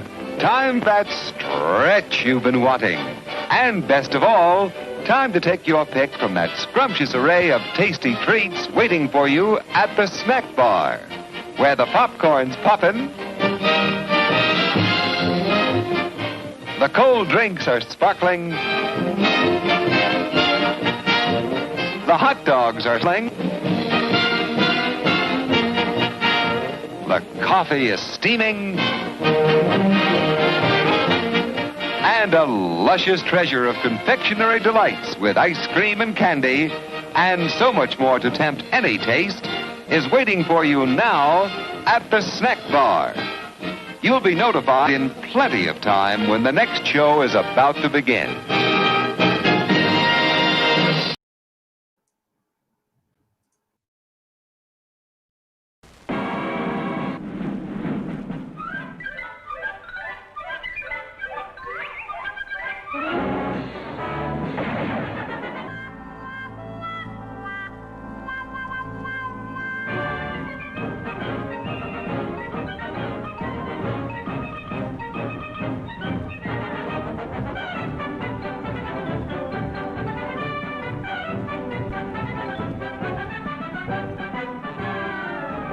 Captain, Mr. Forrester is not very strong. In fact, we enlisted to see that he got the proper care.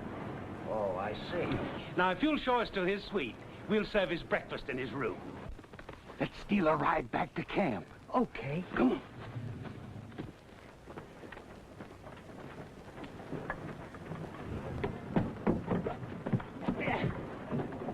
Commence firing! What's that? Sounds like an Oregon woodpecker. No, an Oregon woodpecker makes a much softer sound. That's more like the Tennessee woodpecker that thrives on hickory. It goes something like this. Tuck, tuck, tuck, tuck, tuck, tuck, tuck, tuck, tuck, tuck, tuck, tuck.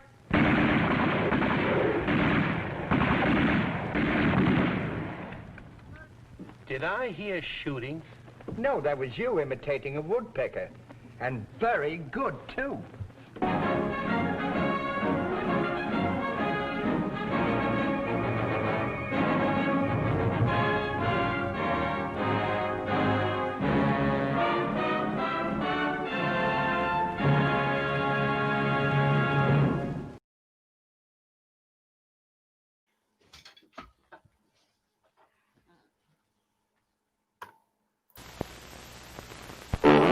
Hi, I'm Tony the Tiger to tell about Kellogg's Sugar Frosted Flakes and their secret sugar frosting. That vault's where we keep the secret. Little kid, he can't open it. Why, you need 16 combinations to get in. Yipes! The secret! As I was saying... Hey, Junior! Let me out of here! It won't open, Pop. Better let the man do the talking, son. Kellogg's Sugar Frosted Flakes. They're big frosted flakes of corn that say the best to you each morning from Kellogg's. Hey, Pop, maybe this'll work. All I gotta say is, try some Kellogg's Sugar Frosted Flakes. They're great!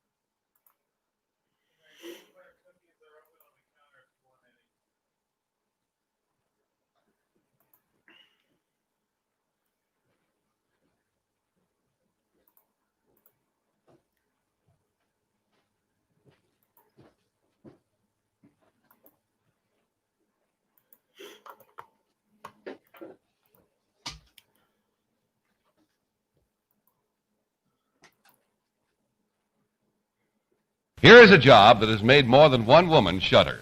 Stacks of dirty dishes to get through. But here is what gets rid of those dirty dishes fast and easy. Lux liquid detergent. It's packed in a can that won't break. And 1 little teaspoonful of Lux liquid does the dishes for a family of 4.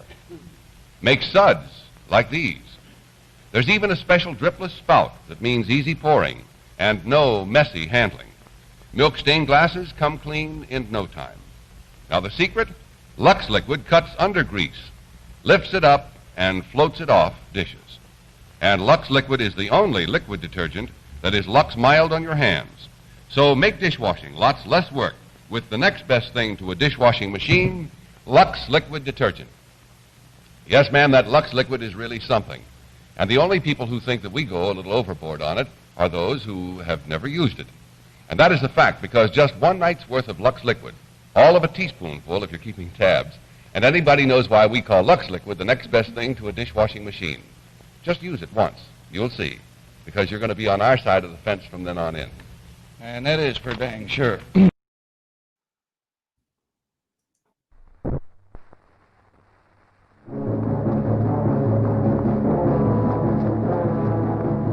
Through the dark street at night, a man runs for his very life. Runs as if all hell were at his heels. In a little while, I expect to die. To be killed by something you and I know is here. What unearthly and fiendish fantasy can drive a man to the very edge of insanity? What terrible sequence of events can destroy a respectable scientist at the very moment he completes his experiments? The autopsy report called it hemorrhage of the brain. It seemed to me that an explosion had taken place right in the middle of his head.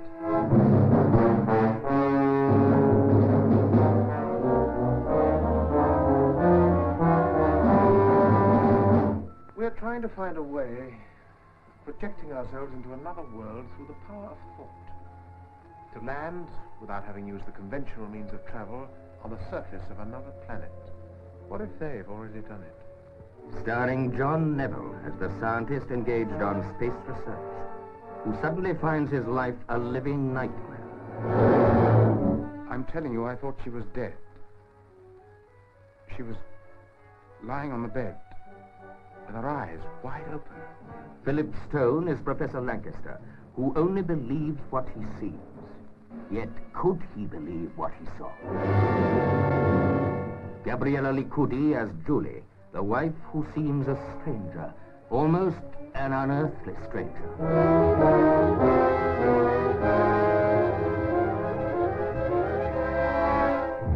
With Patrick Newell as the major whose job is security. But how do you guard against a force you cannot see? Your wife may come from anywhere. She may even come from out there. Is there a power beyond time and space itself that can control a human brain? Can make it obey? Can make it kill?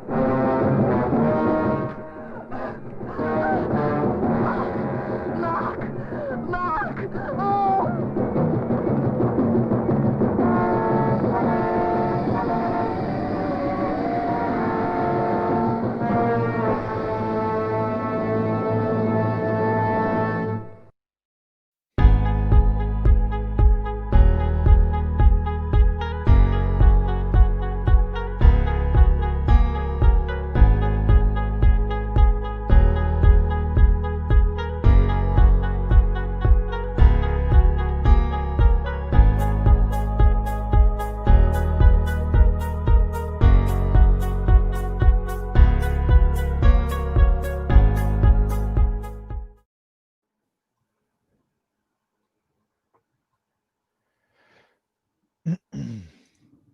And it looks like we are back.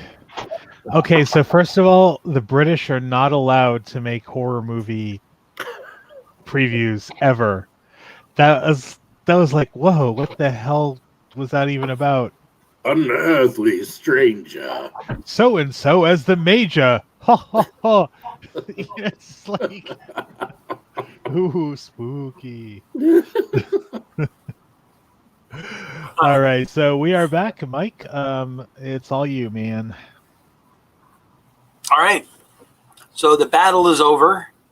There doesn't appear to be any additional movement from outside. What do you guys do now? Retrieve my arrows from all the corpses. Okay. I look out the window. Did you keep track of how many you used, James? I think I spent like 6. Okay. Hang on a second.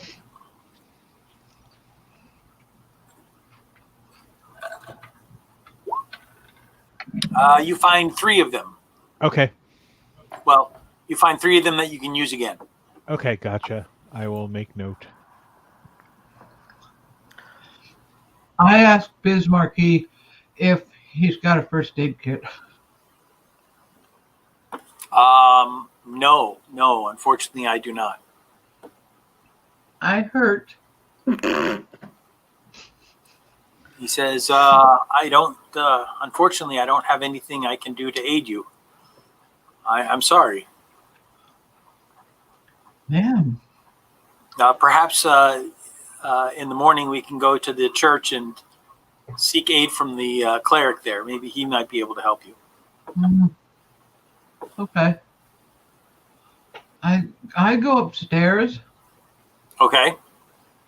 And I barricade myself in this little room that has no windows. Is this a bed? Second floor. Let's see. That is. Looks like Yes. a bed with toys on it. That is a bed with lots of toys on it. Correct. I snuggle up with some of the toys and lick my wounds. Okie dokie.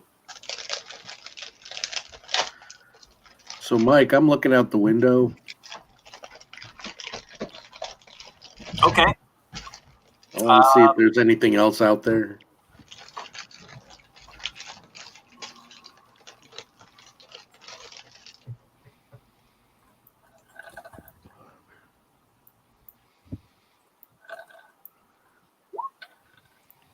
You do not see anything out the window.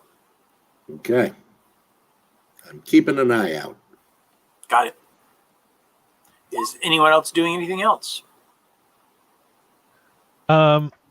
Once I have my arrows retrieved and everything, I'm gonna look around and see if I can fortify or put up something that'll work as a makeshift door, since the door is gone.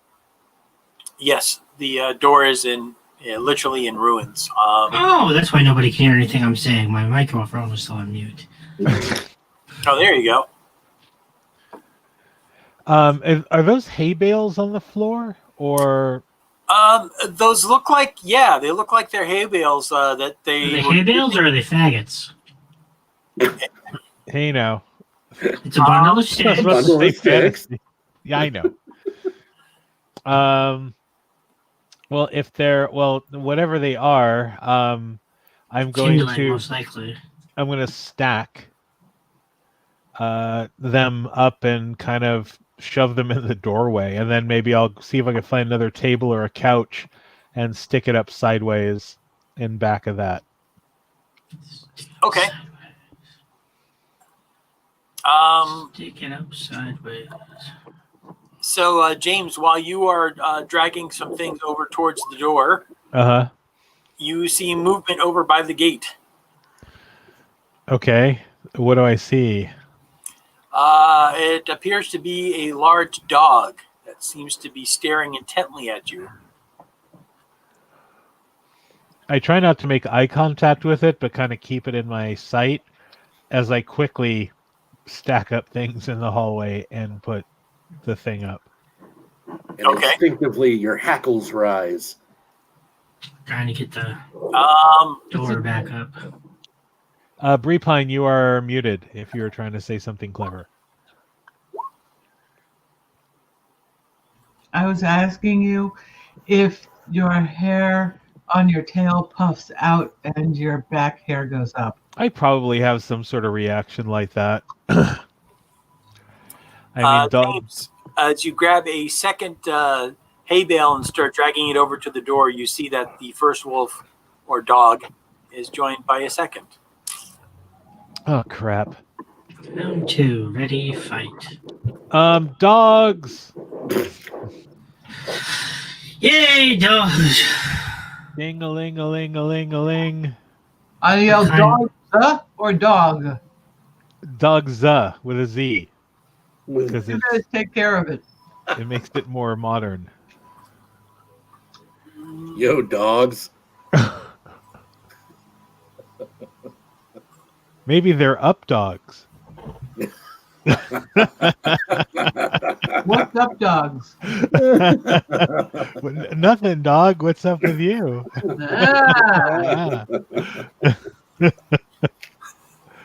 We crack ourselves up. That is the real question. All right, so there's dogs and stuff. Are we rolling initiative, Mike? Is that what that's for? Yes, that is what that's for. That's the what for. Julius is just gonna find a bunch of dead people when he comes out of hiding. Hey, I ain't hiding. It's like 300. We're making the wall out of bodies. Holy natural 20, Batman. How good it does us. I know, right? At least the first thing every round we hear is, I'm guarding the girl. Now we can hear it first. All right. Dun, dun, dun, So, let the madness begin. Julius, you hear somebody yell out something. You're not sure what it is. Okie dokie. Well, let me give you a roll.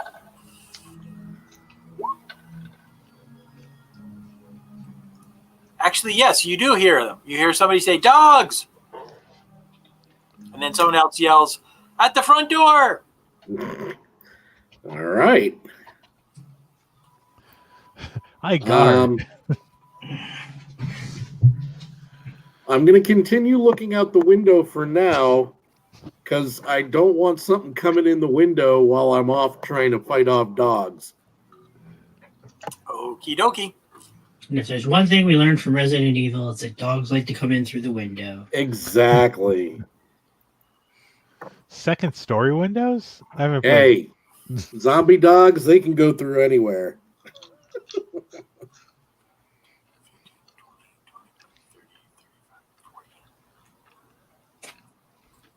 Wow, they're fast too. Yeah, that dog charges right up to the door and starts scrambling up the pile that you guys had started building. Reginald, you get to go. Now, what do they look like? They look like very large, heavy, feral-looking dogs. Large black hounds?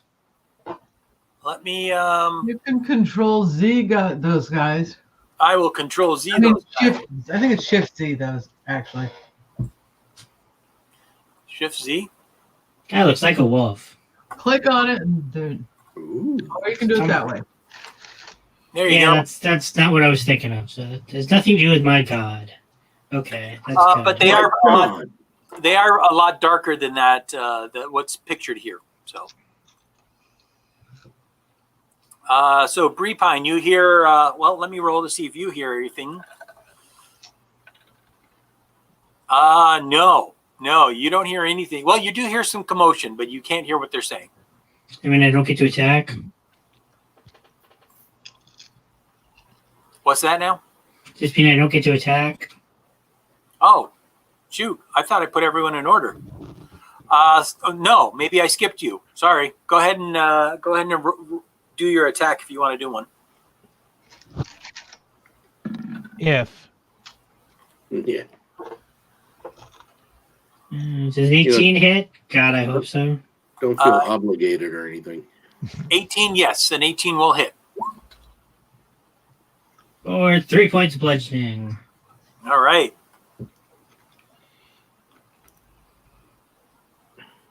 Okay, so back to Breepine. Are you doing anything in particular?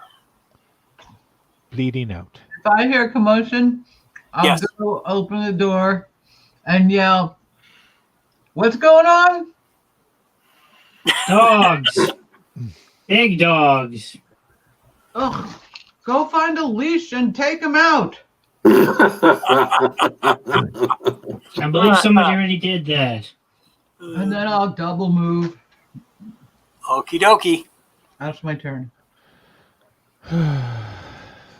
Oh, hang on a second. I forgot to roll for my Ismark here. Let me roll it. Bismarcky. So he is going to draw his bow and he is going to fire an arrow. Oh, mommy. He is going to miss. So Breepine is done. So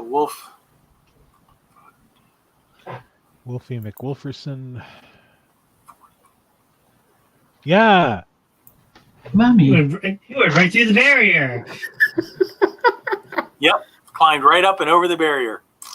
Do I have any? I have a special ability that, let's see if it helps me right now.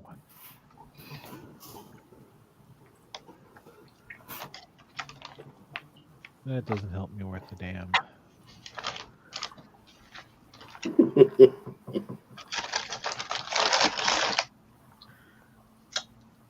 Jonathan wants to know who cast Who's a Good Boy.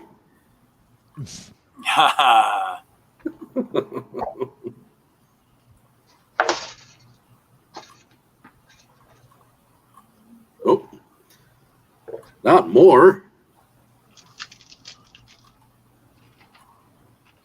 Okay, that one's done. Dakota, you go on 5. Yep. This sucks. Because I can't move now. I can't use my bow. So I'm completely hosed. I'm going to, I guess, fight with my spear, two-handed. And if I Does your hit, mark I work with will... the spear? Huh? Does your mark work with your spear? I didn't cast a mark yet, because the old one's gone. I know that. I just meant does your mark work with your spear? No, but I have another spell that will definitely work with the spear. So first, let me see if I hit with it, which is going to be a 21 to hit. That hits. All right. I use bonus action to basically make it an ensnaring strike. So when I hit with a attack weapon, a writhing mass of thorny vines appears at the point of impact, and the target must succeed on a strength saving throw or be restrained by the magical vines until the spell ends. So, and it lasts up to 10 rounds, so let me do damage. Yep, I used until you finish a short... Wow.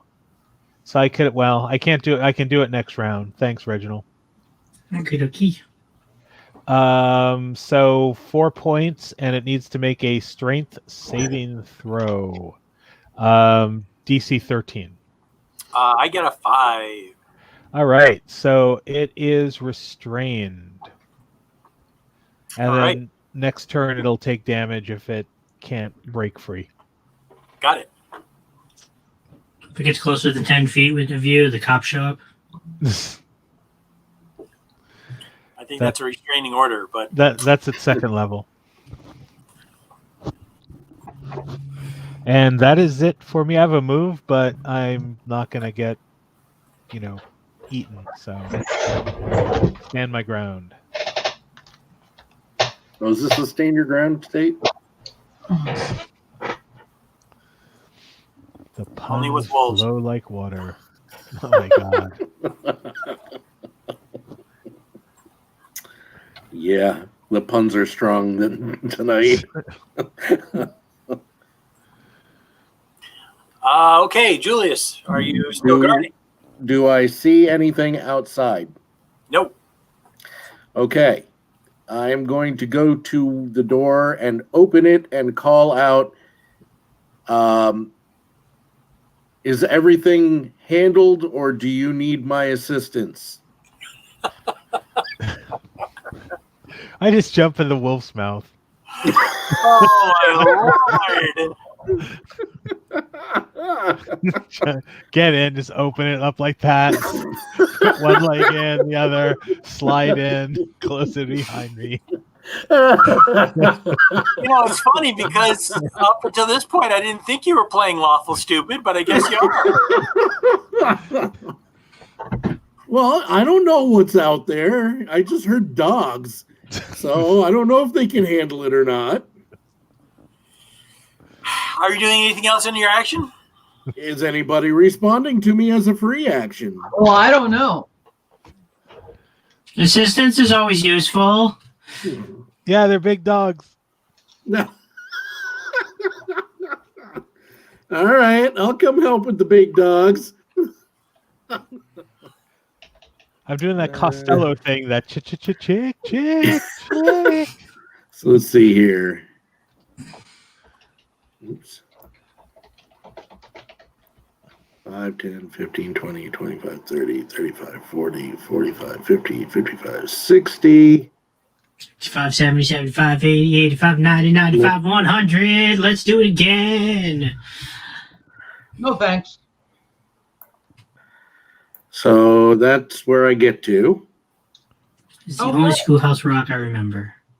Oh, I thought it was like Sesame Street. Julius. Brepine, you are obviously severely injured. Yes. Do I have range on this at all? Hold on.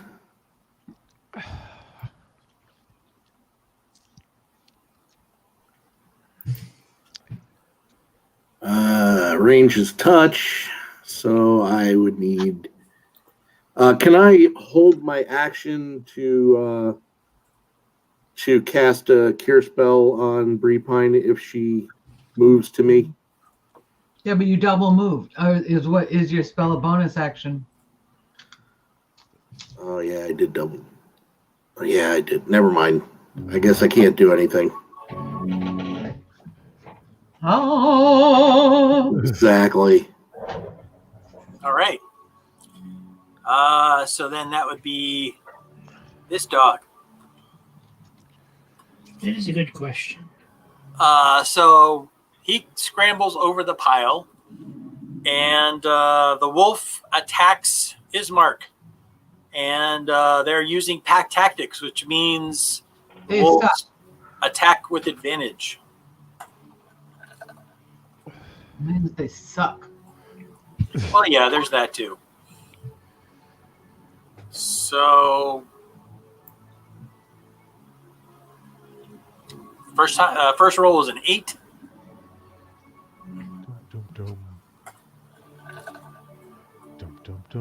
And the second roll is a 15. 15 will hit.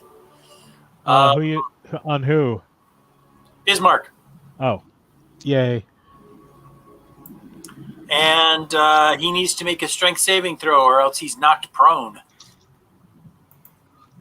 That dude should be up there tanking his ass off. This was his sister we're trying to save. I know, He's right? up there. Oh, he's up there. Where was he when I was up there? He was shooting arrows. Wussy. Well, I mean, at least he isn't guarding his sister. Hey, now. He remains on his feet, but he takes damage from a bite. Oh no, he's been bitten. We're gonna have to kill him. Wolf number 19. Where's Wolf 19? There he is.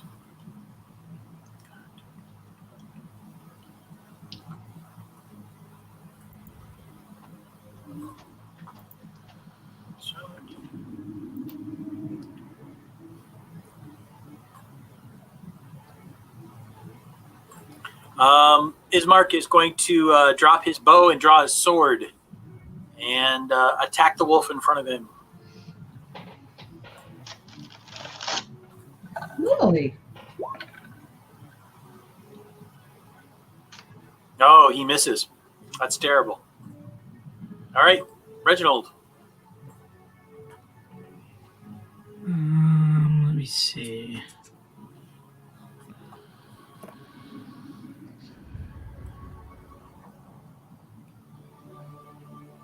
An action.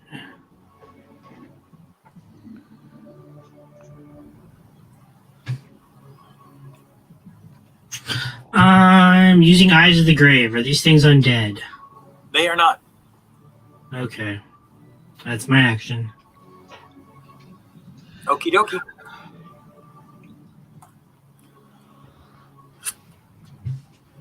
Number 9. Number 9? Number 9? Number 9. James, high or low?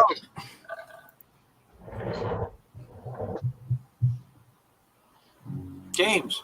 Yes. High or low? Oh, hi. Oh, the wolf is going to attack you. Good, I guess. Good. I guess. Yes. Oh, moo. He's going to miss with a 5, I assume. Yes. All right. Brepine, you're up. All right, so my move is not very good. But we will do.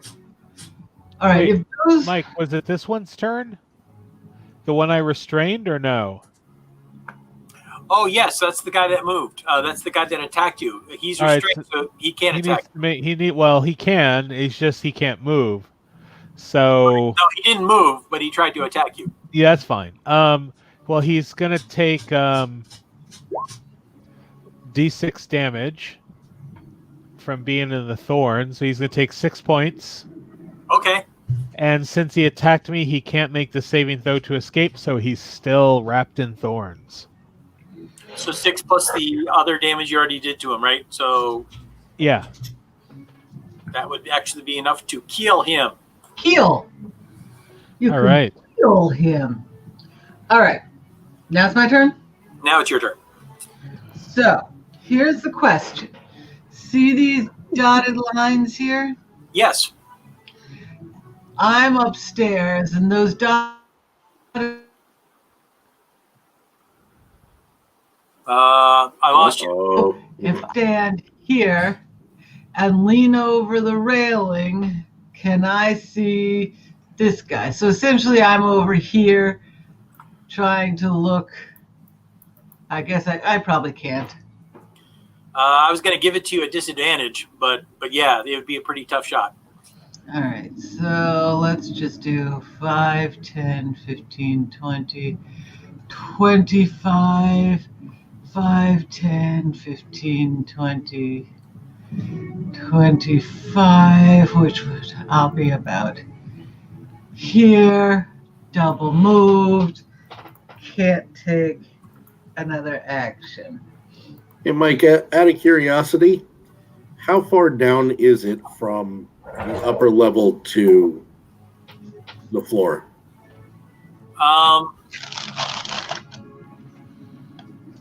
7 feet? Yeah, I'd say between 7 and 10 feet from the.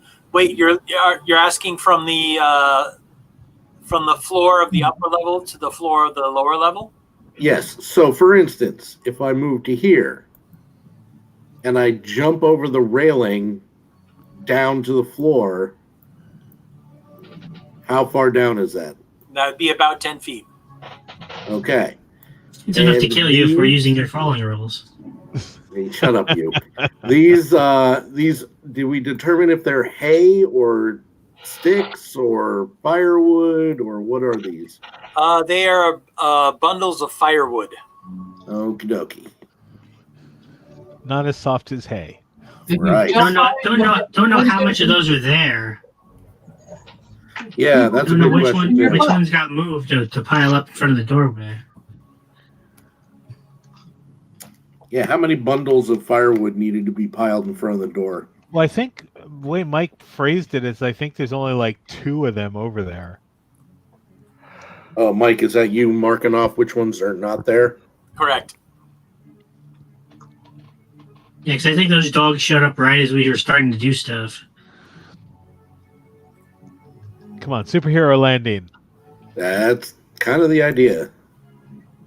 It's only D6 damage. Yep.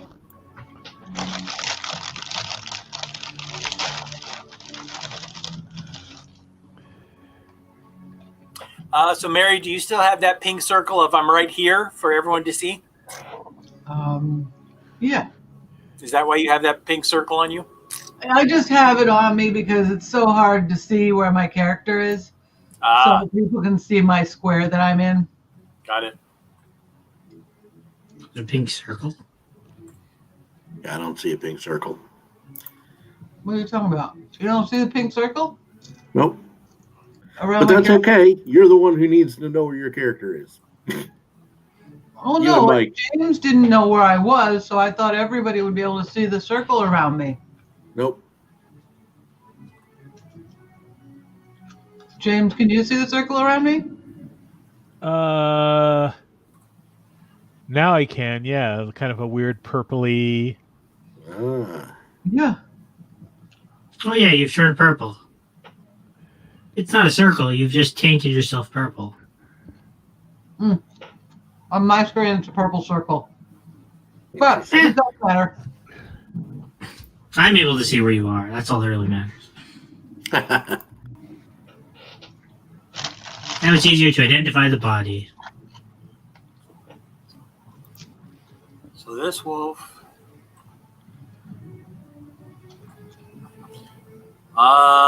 James, high or low? Hi.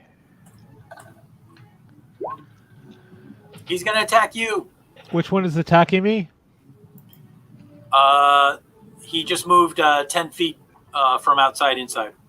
It's the guy right in front of you. That guy. Yep. Oh, is that the one that has the thorns on him? The one with the thorns is dead. Oh, Yes. okay. Gotcha.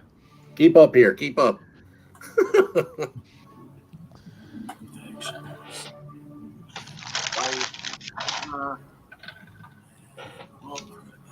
Fight.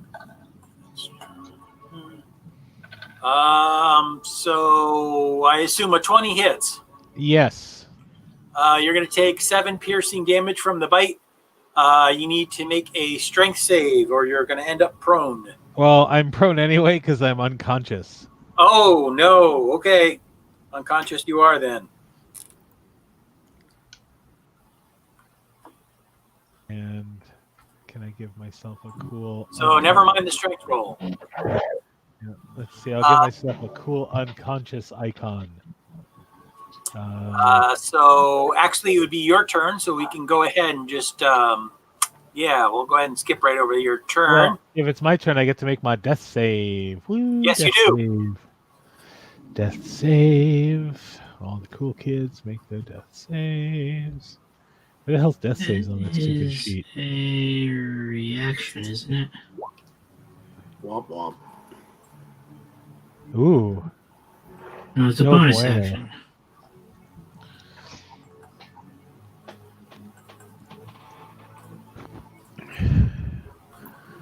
All right. So, Mike, it's my turn. Yes, so now it would be your turn. All right. So I move here, which is 15 feet, and then I go over the railing. Okie dokie. You want to roll the damage, or do you want me? Do you want to roll it, or I'm rolling it? You can roll. 1d6, right? Uh-huh. There you have it. Superhero. Ouch. Oops. Was that like a little Richard yell or something? All right, I'm okay. All right. So is that all considered my move action, and I can actually do something now? Sure, I'll give it to you. I mean, you took 5 hit points of damage for it, so you go ahead and act. I act. I'm going to cure wounds on the cat. Okay. D8 plus 5. Hang on.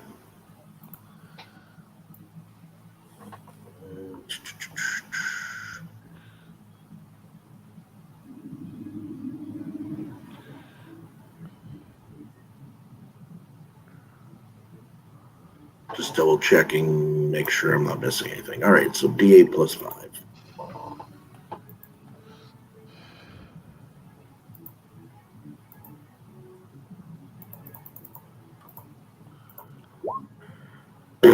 Nine hit points.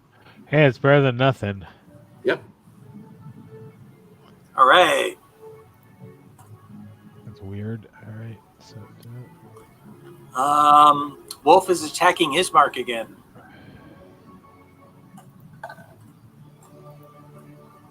See, now everybody's going to be all upset when Strahd comes in through the window and takes the girl out. I'm sure he's probably doing that right now.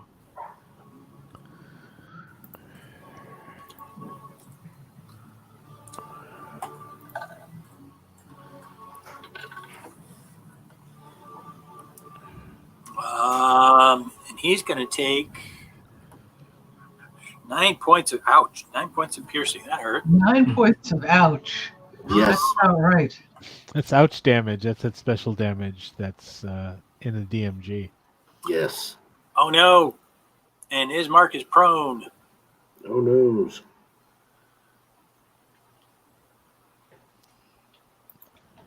Prone is in unconscious or prone is in knocked down? Prone is in knocked down. Oh, okay. Hey, he'll get up again. You're never going to keep him down.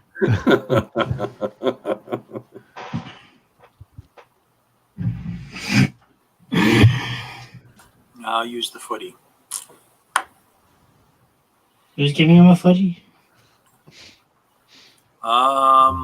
He can't go because there's a log jam. He can't go because there's a log jam. His mark already went. So, Reginald, your turn. Okay.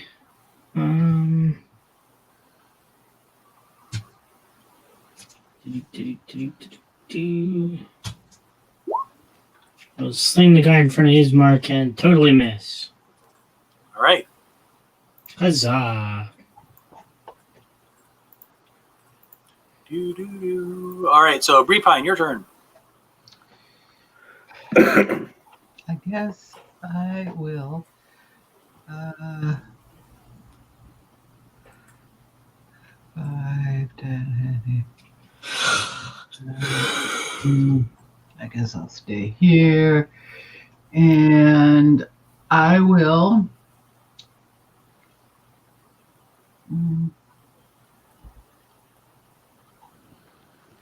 I guess. Are any of these hurt? Right now, no. The only wolf that was hurt was quickly dispatched. All right, so I'm gonna shoot this one here. Okie doke. With, as they call it, a ray of frost. I guess 8 probably doesn't hit. No, I'm afraid not. And then I will taunt it quite a bit. With foul Next one's not going to miss. You guys suck. James, do you want high or low? High or low? Low. Okay, he's going after his mark. Yay. His mark gets back on his feet, and then this guy tries to knock him down again.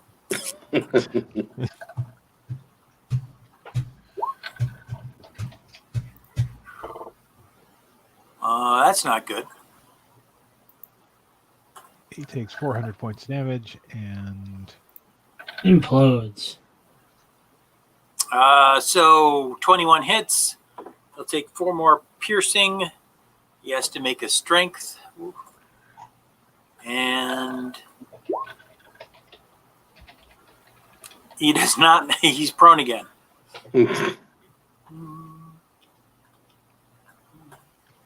Okay. And that takes us to Tez. Your turn. All right. Half move to stand. Still with my spear. I use a bonus action to put Slayer's Prey on him. And I am going to attack with all my might.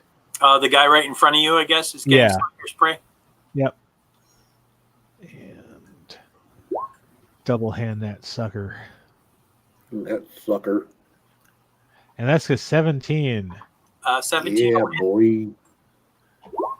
Ooh, 4 points of damage, but I get to add an additional 1, so 5. 5 points of damage. All right. He is wounded.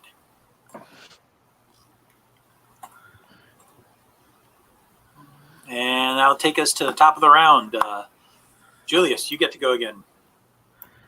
I step forward. And I swing. I'm assuming a 7 misses. Yes, 7 would indeed miss. I swing poorly. So, attacking somebody that's prone, is that does that give him an advantage? If he's attacking with a sword, yes. Oh, no. Is if the wolf is attacking somebody that's prone. Is melee? Yeah. Yeah. Yes. Advantage. Which I think he already has from Wolf. He already has, so Yeah. Yeah, you don't get his double. advantage on top of his advantage. Nope. That'd be cool though. Like roll 3 dice, take the highest. If you put some advantage in your advantage, you could get advantage while you're getting advantage. Now you're just taking advantage. His mark is going to take another 7 points of piercing. Ouch. Wolf Come on, we're rooting for you. Bismarck. can't go anywhere. He can't go anywhere. So what does it take for him to get up? Half move. Half move. Mhm. So he can still attack. Yep. So then he last turn he dropped his bow. Now he has a sword. He's going to strike with his sword.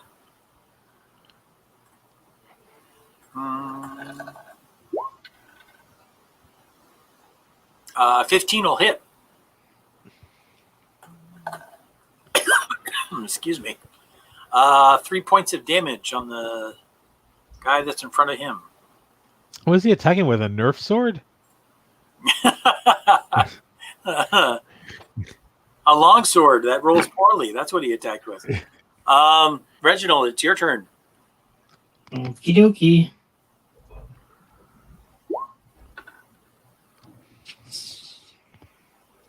High and outside, strike 2. All right. That's Repine again. All right, so yeah. I will try the same thing. 22 to hit this guy for 2 cold damage. 2 cold damage to that guy. That'll be enough to kill him. He is dead. Nice. James, do you get to move your mark, your hunter's mark? Yeah, on my turn, it's a bonus action. Okay. Well, it is now your turn. All right. I put it on this guy here in front of... and I still can't move back because this guy is still there, but I'll attack him bravely with my spear. And here we go. Spear. That'll do it. 23. That hits. That's going to be... How can I do less damage with double hand than I do with single hand? That's weird. Oh, no, wait. No, that's... You rolled a D6 for one hand or D8 Oh, for I two. see what it's doing because I have the two-handed feat. Mm-hmm. It's rolling twice as if I was... Just so that you can choose which one you're doing, one-handed or two-handed. Oh. Your two-handed roll doesn't add in your strength bonus. All right, so I'll just do that then. So that's going to be a 7, and then an additional 3. So 10 points damage. Wow, 10 points? Yep. That will kill him. Yay. Oh, and I got moved too. So swing. So I can switch to bow and do more damage. All right. Oh, knows. Top of the round, back to you, Julius. Let's try this again.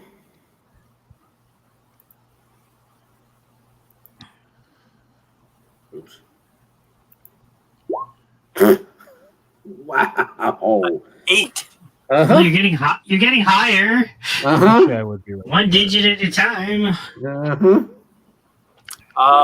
Almost makes it worthwhile jumping over the banister. Yeah, I know, right? All right, so Wolf number 1 is going to attack you. You have walked right into their trap. Of course. I've got them right where they want me. Exactly.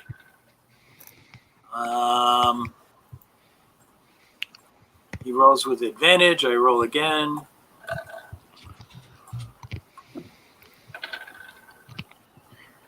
Uh, 14. That misses? That will miss. Okay. So his buddy, who's standing right next to him, is also going to attack you and see if he can take a bite out of a paladin. The chewy chomp chomp. Or a bite out of crime, whatever happens first. Well, you know. First roll was an 11. Second The other roll, dog's wearing a trench coat? 17. Does a 17 hit? Yes, it does. Okay, you need to make a strength save, DC 11 or better. No, I fall down. You are prone. I will give you the prone icon. Yay. And you took 9 points of piercing damage from that. The fallen and I can't get up icon. Right. Yes. Check my medic alert bracelet. Ismark steps up with his longsword, or as David said, a foam sword. He's got a foam sword in his hand. So, going to take a swing at the wolf. He hits with a 17. All right, let's see if he can do more damage this time.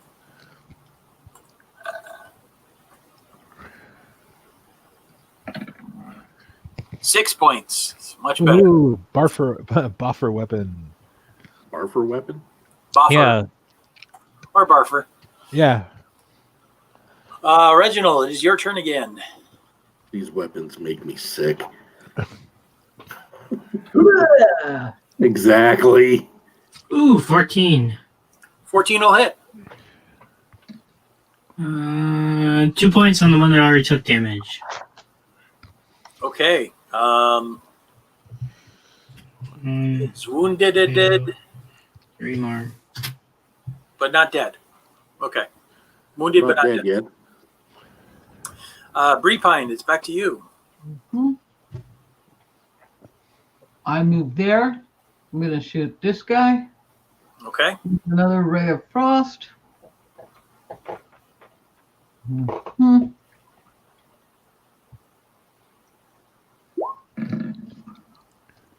$14 to hit. That'll hit. 2 cold damage.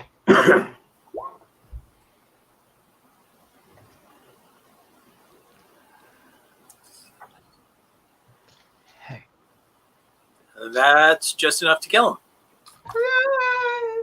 him. These wolves ain't so tough. That'll take us to Tezzacotl again. Bonus action.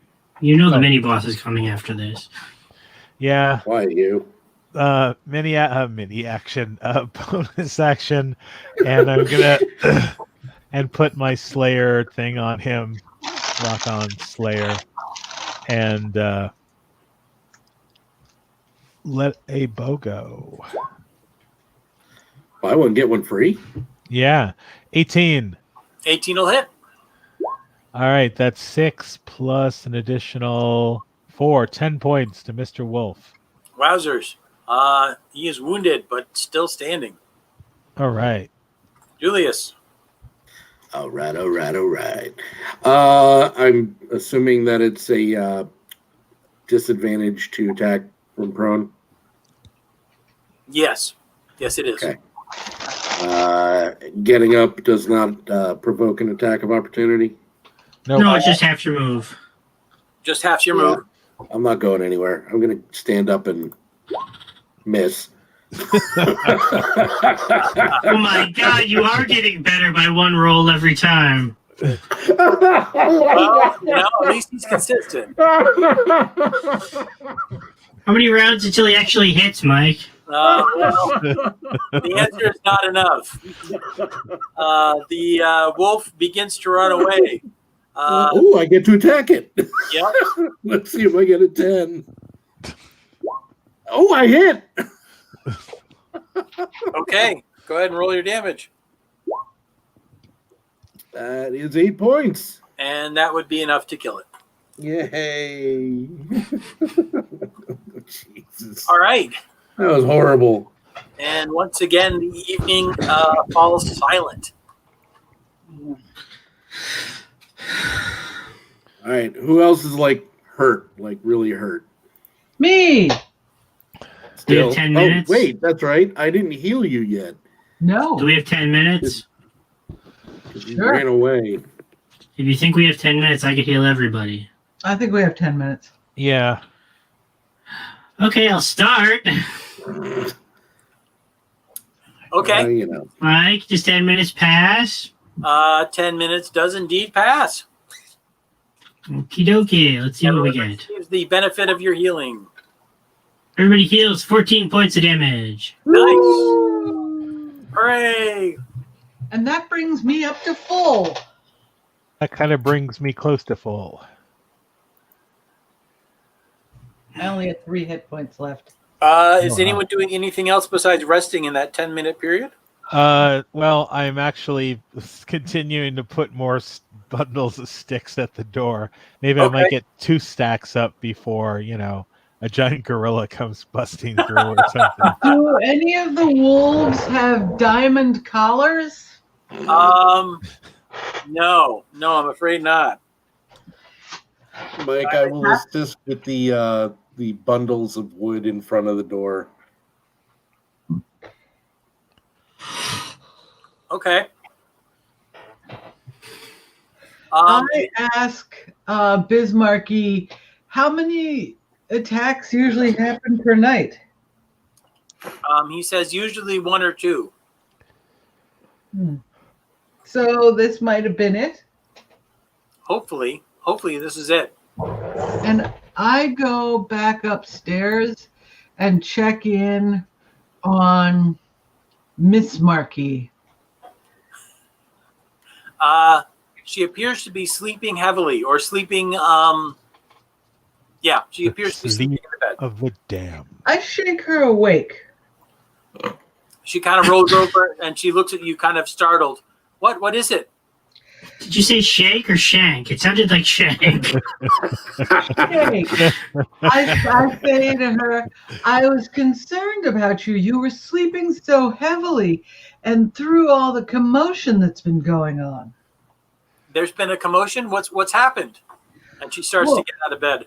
We were attacked by zombies and a big yuck monster and a bunch of wolves. She says, I don't understand why I didn't wake up.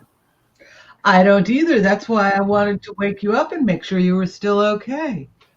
But why don't you come with me and let's go to your sister's room? Okay. So she'll follow you to the other room. And I'll tell her, look, there's no windows in this room, so it's much more defensible. Oh, okay. She seems like she's kind of out of it. I look in her eyes and see if they look weird. To see if they look weird.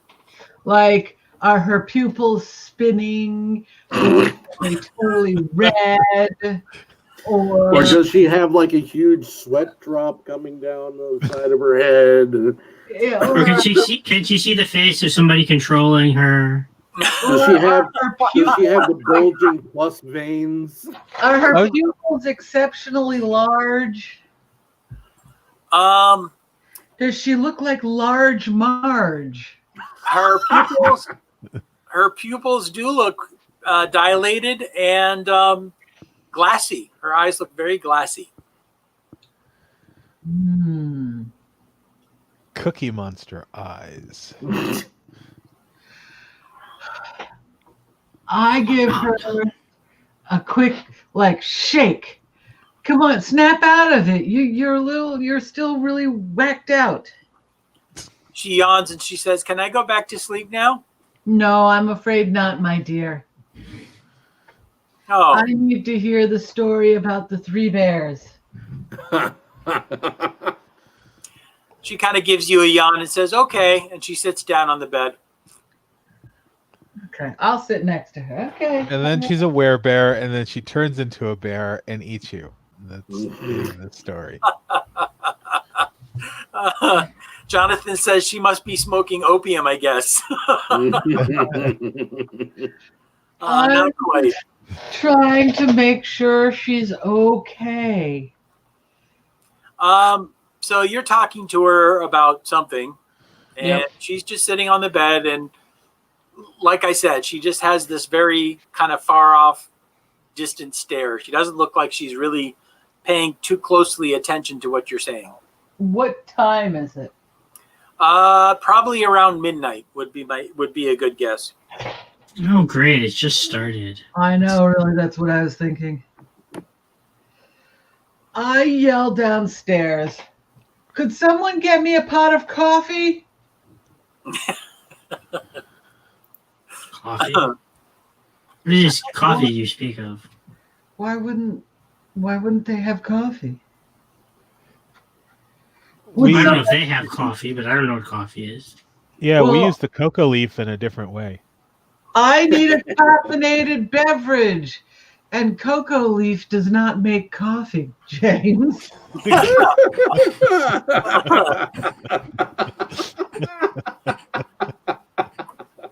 I sure would like to have the whatever coffee that James is going to have. Power of cocaine. Make mine a double. Cocaine will save us. Oh. So is anybody making her a strong cup of tea, or you're all going to pretend that you didn't hear that voice? Well, I don't know what coffee is, to be honest. Like, Oh, okay. So yeah, your character. You Well, that's why I yelled down to get me a caffeinated beverage. Next, you're going to say you don't know what caffeine is? Get me some go-go juice. Go-go juice. Mike, I know that there's coffee in like the Kalimshan area. Is there coffee in the rest of the Forgotten Realms? Where you'd find coffee beans, you'd probably find coffee. Sure. So probably not where I'm from. Probably not. I would Okay. consider the area you're from pretty temperate. Unless you're Nove rich. I'll ask Bismarck if he knows what the gnome is talking about. I think she wants tea. I'll go see if I can brew her a pot of tea. Okay. I know what tea is. A strong pot. So he goes off to the kitchen to brew tea. Is anyone else doing anything else? Julius, you want to go up and check on the girl? Yes. I think we have it handled down here for the moment. Yes. Oh, I'm gonna go. That zombie broke in through the window over there. I'm gonna go start bracing that thing. Okay. Yeah, all the boards are pretty busted up, but you can find other stuff that you can repurpose and We got that table right there. Yep. Yeah, you can find stuff to repurpose in order to get the window boarded up again. So you're doing that. He's making tea. Julius, you go upstairs to check on Yes. Ileana. Ileana, I think. Yes. Right. So she is now in the other room. You can hear them talking as you get to the top of the stairs. I'm like behind my hand. I think she's drunk or stoned. You also notice that her eyes are dilated and very glassy. And she kind of looks at both of you a little bleary. And she says, "Can I go back to sleep now?" No.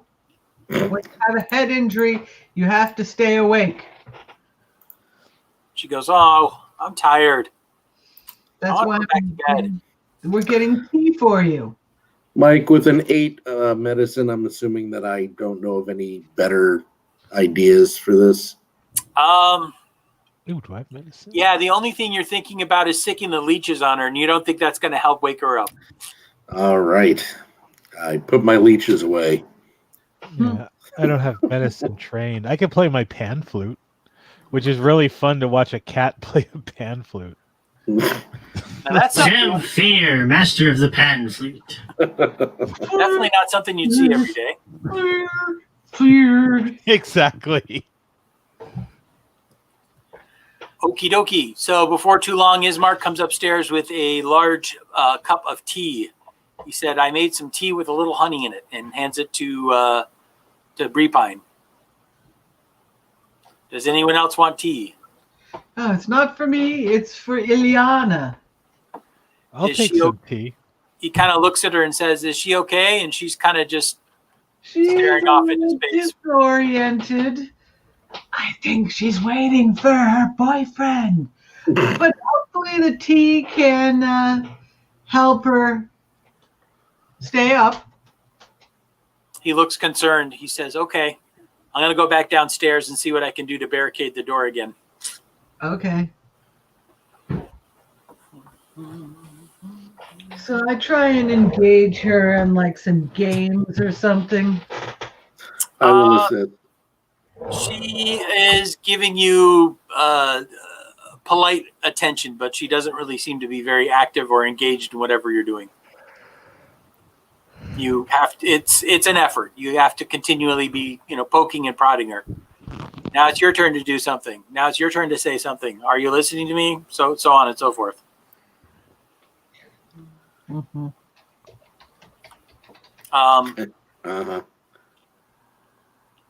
So you guys just spend your time making sure that she doesn't go back to sleep? Yeah, pretty much. Okay. So Greg, that window has been boarded up, or at least you got it barricaded again to the best of your ability. I will go help him with the front door. Okay. There is a large pile of sticks, bundles of sticks, furniture, the remains of the doors that have been, propped up or boarded up again. It's just basically a huge pile of refuse and rubble, really. But it's and all the zombies. But it's got the passageway is completely blocked. No one's going to be able to climb over it like the wolves did. So speaking of which, well, I might as well check the zombies while I'm here. They don't have anything on them. No, unfortunately they do not. That's okay. I didn't figure they would.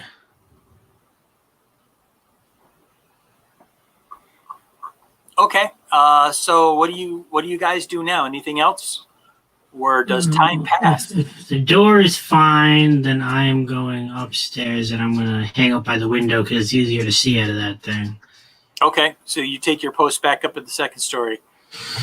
And Tez is basically going to sit up against the barricade at the front door and just kind of sit there and guard.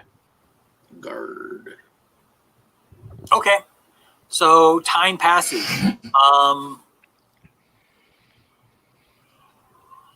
You guys managed to stay up for the remainder of the evening, and nothing else happens. You don't encounter any other creatures. As the sun slowly starts to come up, you can see that the area goes from, of course, very dark to a dull gray, telling you that, there is no sunrise, but you guys are noticing it's getting considerably lighter out.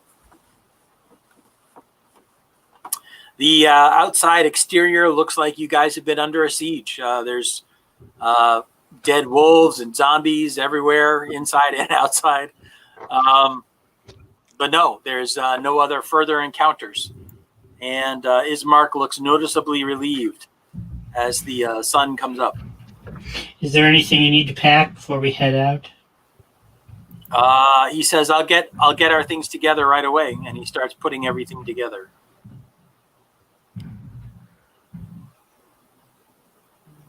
All right. So when the morning comes around, do you guys just wait for him to pack everything up so you guys can leave? Yes. Yeah, that's what I do. If he needs assistance packing, I can help. Are we considered to have taken a long rest?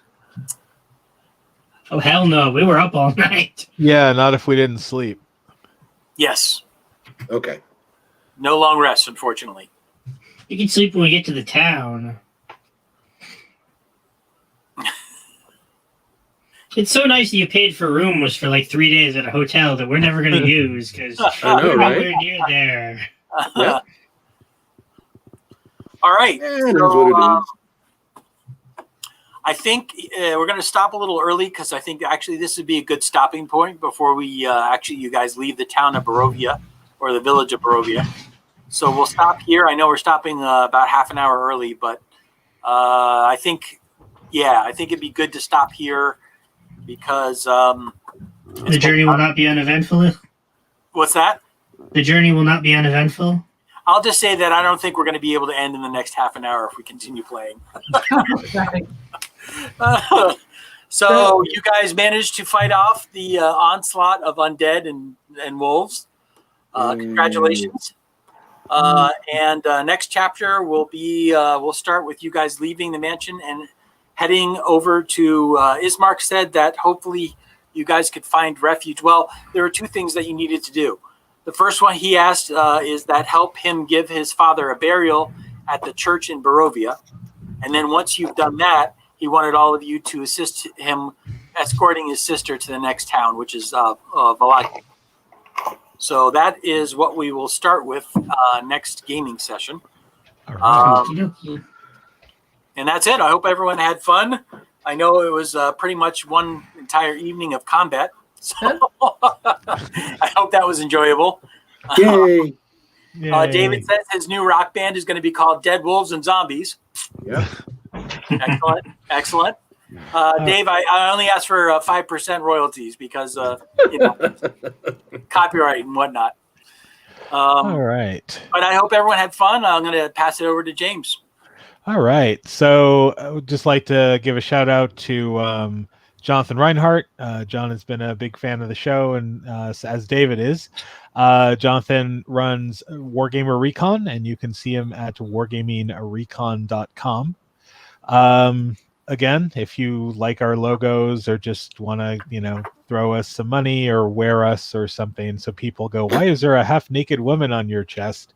Definitely you can go to teespring.com, The Grindhouse, to check that out. Facebook, definitely give us a like. I know a lot of you watch us on Facebook.